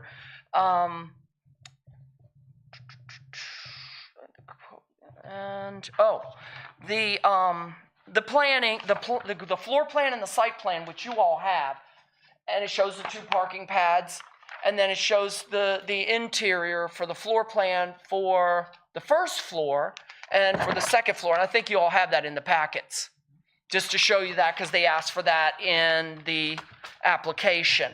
And of course, I answered all the questions regarding the narrative. If you want me to go over those, I can. There's like 11 questions. They basically, you're not violating the proposed redevelopment or causing problems with sewer, water, or hazardous material, or grills. There's no grills allowed. And I also wanted to say there are egress. Just a second. Okay, here we go. There is actually a small balcony on the second floor for egress in the back for fire or whatever, because I believe there's something, and a side exit on the first floor. And there's the 2 front doors. So that's covered for egress in case of any kind of emergencies. The various pictures are the 2 bathrooms, the 2 kitchens. You see they were redone, the flooring, and the various bedrooms. Let me see. Oh, and I wanted to show you this.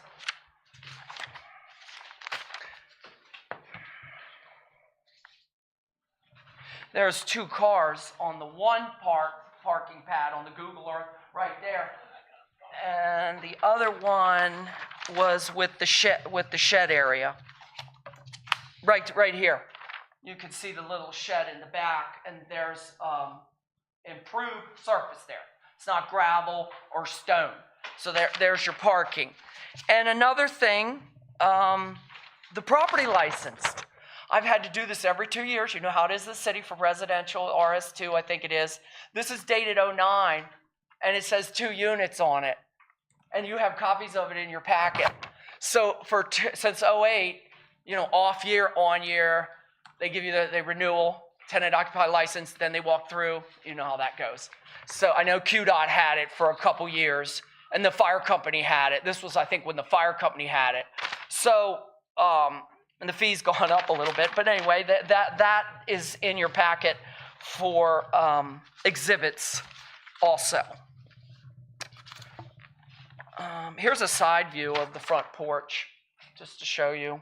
I think that's in your packet too. So the property, it was like meant to be a 2-unit, but it just fell through the cracks, I guess. And it provides housing for people in the city to benefit the city in many ways, business and everything else. And I've never run out of tenants in 17 years. I'm overflowed. I gotta tell people I don't have any more, and I should have bought more because I actually like being a landlord. A lot of people don't like it. I should have bought more when prices were better. I mean, there you could get $20,000 for a row home right down the street near East Princess. And even on the other side, Lincoln Highway Garage, that Turkey Hill, there were properties over there, row homes for 20 grand, just as a side note. So I asked the board to approve it for the use. It was done as a 2-unit for housing. It's usually just a couple or a mother and daughter, which is there now, up on the second floor. There is there any questions that you all have so far that what I've covered? So I just want to sum up so I'm processing this right. Okay. You purchased this home and you purchased it in your mind as a 2-unit. You now have found out that it's not actually wasn't zoned that way. Right. Okay. All right. Now I'm up. Yes. Wasn't licensed and inspected as a 2-unit. As a 2-unit. It's not, Okay. not All right. zoning, it's You're licensed. just mainly here just to get it done properly now. Right, but there were years where they walked through upstairs too.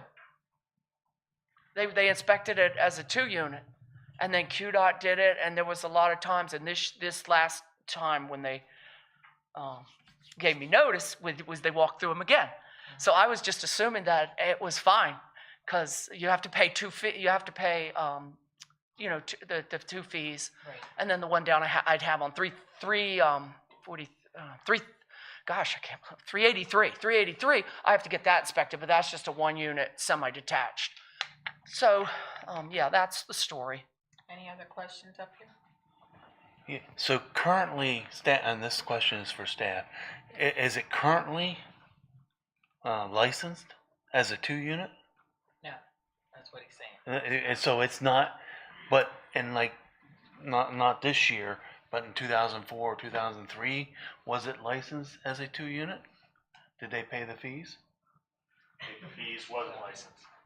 Yeah. Right? I You said you paid the assumed- fees, I just but assumed that it was it a wasn't 2-unit licensed, correct? until 17 years later. But you paid the fees in 24 and 23. Correct. So the last time it was inspected, it was actually July of this year, I do believe.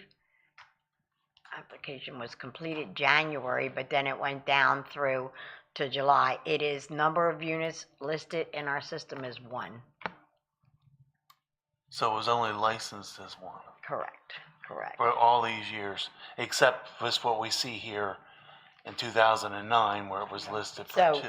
So what I guess I'm saying, Mr. Jackson, is you've been paying 1 license fee Okay. for 1 unit on this property, and when they came in to inspect, saw that it was actually a 2 unit. So that's how it came to be here.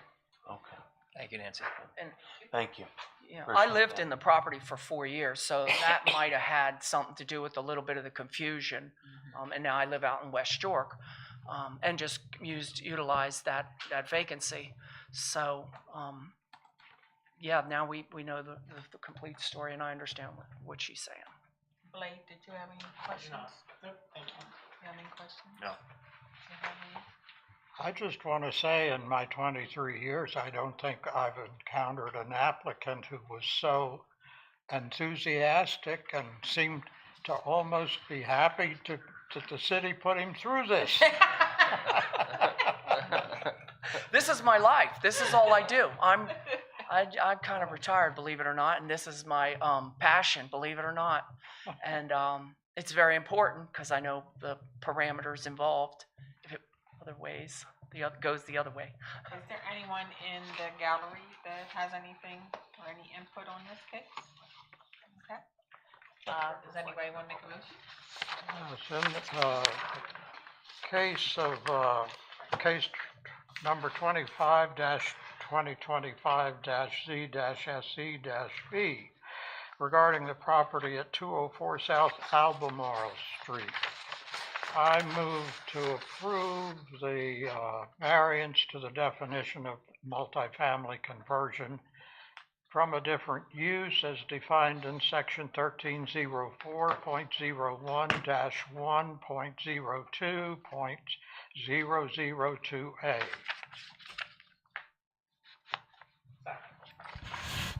Second.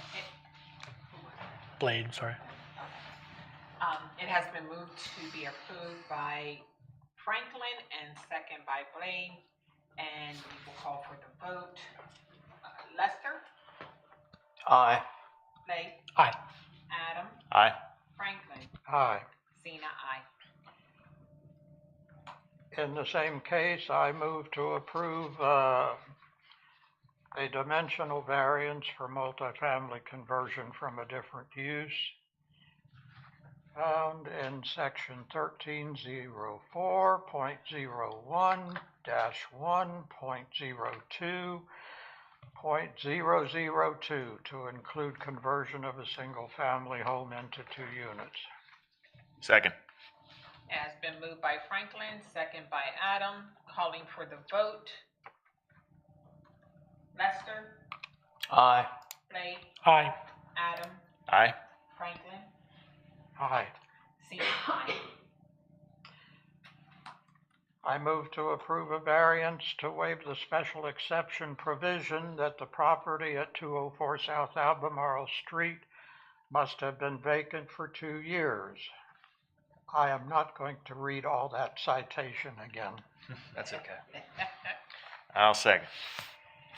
Okay, it has been moved to be approved by Franklin and second by Adam, calling for the vote. Lester? Aye. Blade? Aye. Adam? Aye. Franklin? Aye. Zena, aye. And I move to approve a special exception to allow multifamily use for the property at 204 South Albemarle Street in the RS2 zoning district. Second. It has been moved by Franklin and second by Adam, calling for the vote. Lester? Aye. Blade? Aye. Adam? Aye. Franklin? Aye. Zena, aye. Thanks for making it official. Thank you. Have a good night, sir. Yes. I did. That was good. That was a good presentation. Yeah. It's right. All right. All right, sir solicitor, will you call in, or is it? This is it. final case? We got there. So Sorry, everybody. this is the case of 26-2025-Z-V. The applicant is Miguel Manzo. I think I'm saying that right. And good. Of 169 East Cottage Plaza, York, PA 17401. The owner is M&M York Properties LLC with an address of 1455 Memory Lane, exit York, or extension, excuse me, York, PA 17402. The subject property is located at 227 Springdale Road, York, PA 17403, which is located in the UN2 Urban Residential Neighborhood District of the City of York. The applicant tonight is just seeking two variances. The first variance would be a relief for the subject property to allow a motor vehicle sales, repair, and rental as defined in section 1304.01-4.06.001 for the subject property. And the second would be a variance to allow less off-street parking spaces than required under section 1304.01-4.06.001D for the subject property. The application was reviewed by the planning staff of the City of York, and the planning staff recommends denial of both variances. The Planning Commission met on September 8th, and they unanimously voted to approve the variances. The record before the board this evening consists of the application itself, commercial lease of the subject property, sketch floor plan of the property, and photographs of the subject property.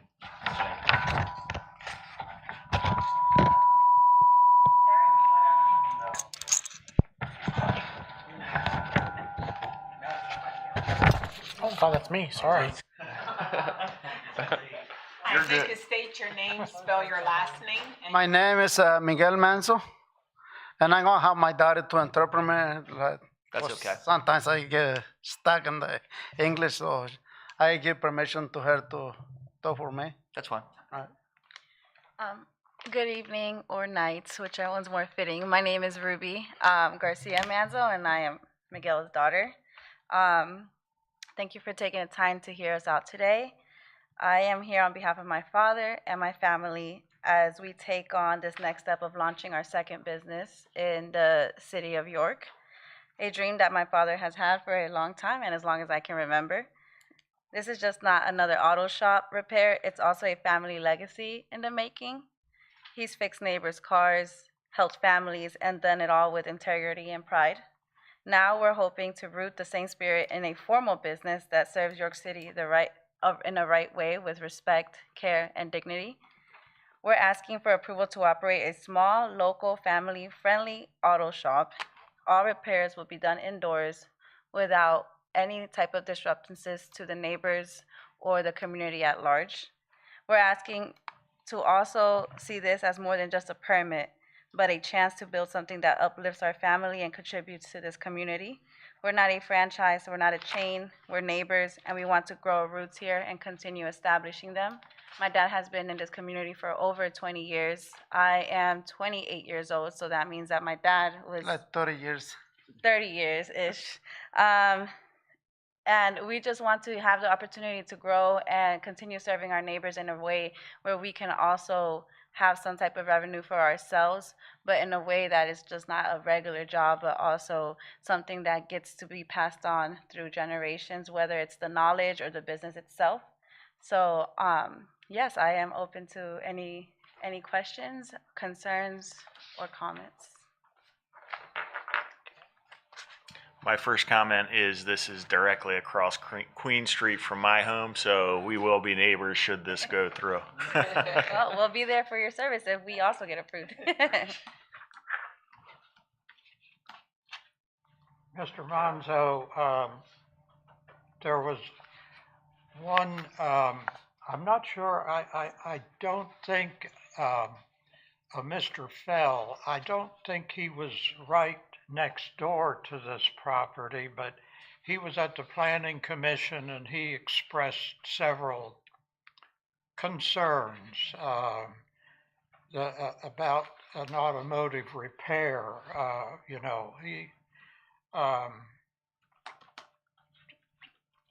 The smell of paint, I think, was among them.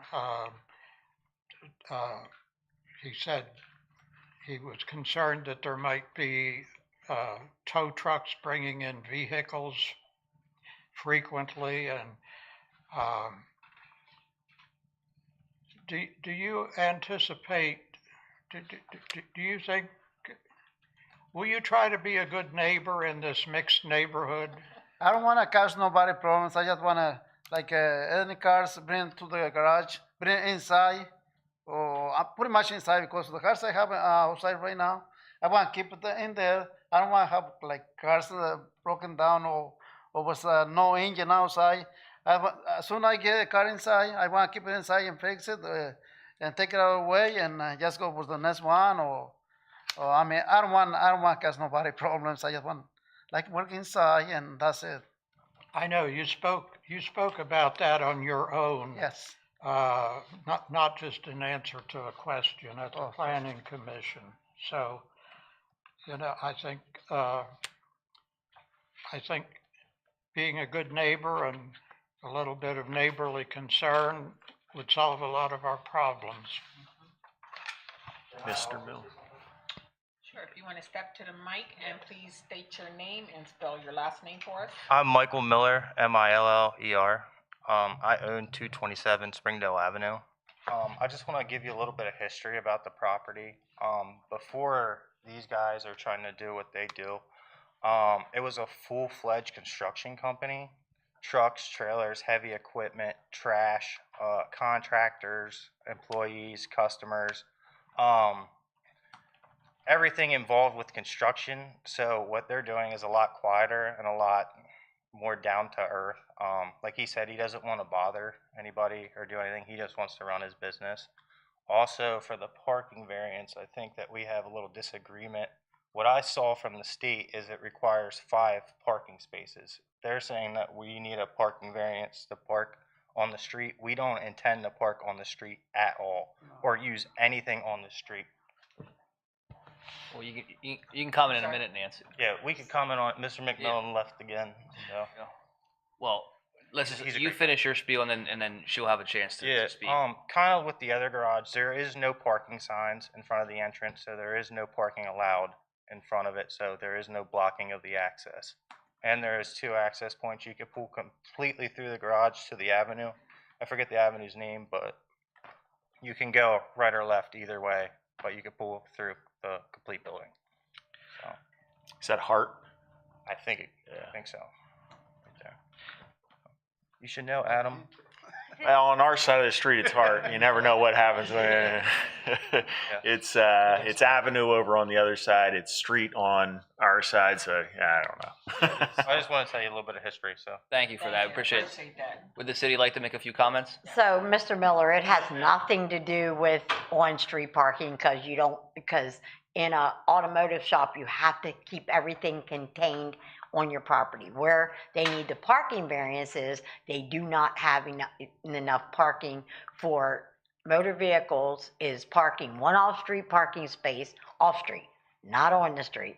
For each service bay, one off-street parking space per 400 square feet of net floor area devoted to sales, and one off-street parking space per each employee of the largest shift. So that's how Monty figured out that you're not going to quite get that in there. 2 or 3 spaces short. Correct. But it has nothing to do with on-street parking because, you know, you can't park vehicles that you're working on. Let's say you order a part or something doesn't come in for a couple of days. You can't park that on the street anyway. You have to contain it within your business. Okay. One thing to add, we also live right around the corner. So a lot of the times we won't need employee parking because we live so close. It's like a 4-minute walk. And if we're on a scooter, it might be even 2 minutes, which my dad also has at the house that we can use at our disposal. I hope that addresses a little bit of the parking situation there. Sure, and that's all good that you state that as your testimony. However, we have to follow the ordinance, so we do require you to ask for the variance, and when you ask for a variance, that's to show hardship. So if, you know, you can give testimony that you live around the corner and that, you know, you may be walking to the business. And it's not the first time I go on the scooter to the place. I pretty much use my scooter to go to because it's real close, like 3 or 4 blocks away. And we live like on Queen Street and Cottage Place, so it's just a couple blocks away. And I mean, pretty much I use the scooter to go out there to the place. Any questions up here from the board? Mr. Miller, you've been before us a couple of times before. Yes. I'm sorry. What did he say? I mean, honesty goes a long way, so. I knew his face looked familiar. I was like, The very first question I asked him when I first met him was, if you recall, Franklin will know, the president, the chair of the zoning hearing board was Michael Miller. So I asked, was he related to Michael Miller? He said no. okay. I think I gave you a hard time about some of your photos on Roosevelt Avenue. I basically got laughed out of the room, but yeah. I'll try to make up for it now by, are we ready for a motion? Yes. Well, I think we Well, did wait a a good minute. package. yeah, is there, I think Lester might have a question, or do you have a question, or? Do you have a question? I have a question, Okay. yes. So you will not be doing any vehicle sales from that place? That we try to sell cars right there, like keep a couple cars and maybe 1 or 2 or 3 cars for sale. Like the way it is right now, couple is like 4 cars parking right there. That's how many we want to keep like right there in the parking lot for sale. I would like to also add an emphasis on this family-run small business. So we're not like trying to be an enterprise. And if we were, we would look for an alternative place to run a business that big. We're a small business working with families and friends and neighbors. Have your neighbors ever said anything about the vehicles outside, or? Our neighbors, Yeah. well, we're a big family, so we have like 6 cars. They never said anything. No, I'm oh. like at the business. Oh no, I mean not that we've heard Is of. any okay? And you guys have stuff out there right now? Or- Yeah, I mean, Okay. I never heard nothing about the people live like beside. Yeah. Never come and say nothing because. And we never I've walked by your place a million times and never really thought that's a car dealership, or like you've got some kind of unreasonable stuff happening there. Mhm. Yeah. Yeah, right now it's we obviously want to do things the right way, and given that I didn't study for business, I studied political science, and so I kind of was pushed into doing business to help my parents. But one thing that I will say is that we've always been respectful people of our neighbors and our friends. My dad, just to give a little bit of context of what like respect and consideration means to us with our neighbors. My dad has voluntarily cut our neighbor's yard for the last 10 years for no reason, just other than that he wanted to do it out of this kindness of his heart. So when we're coming here, we're coming with kind hearts, generous hearts, and also understanding hearts that we want to establish our roots there. And in the given case that we ever need a bigger space, again, we're more than willing to move on to somewhere else if that's what we need to do. But right now, what we're just asking is a place to start and build. Lester, was you? Oh, you're fine. Okay. Thank you. Blade, any other? Adam, anything? No. Okay, sir. You're on. Okay. In case number 26-2025-Z-V regarding 227 Springdale Road, I move to approve a variance to allow motor vehicle sales, repair, and rental as defined in section 13Z. Here we go again.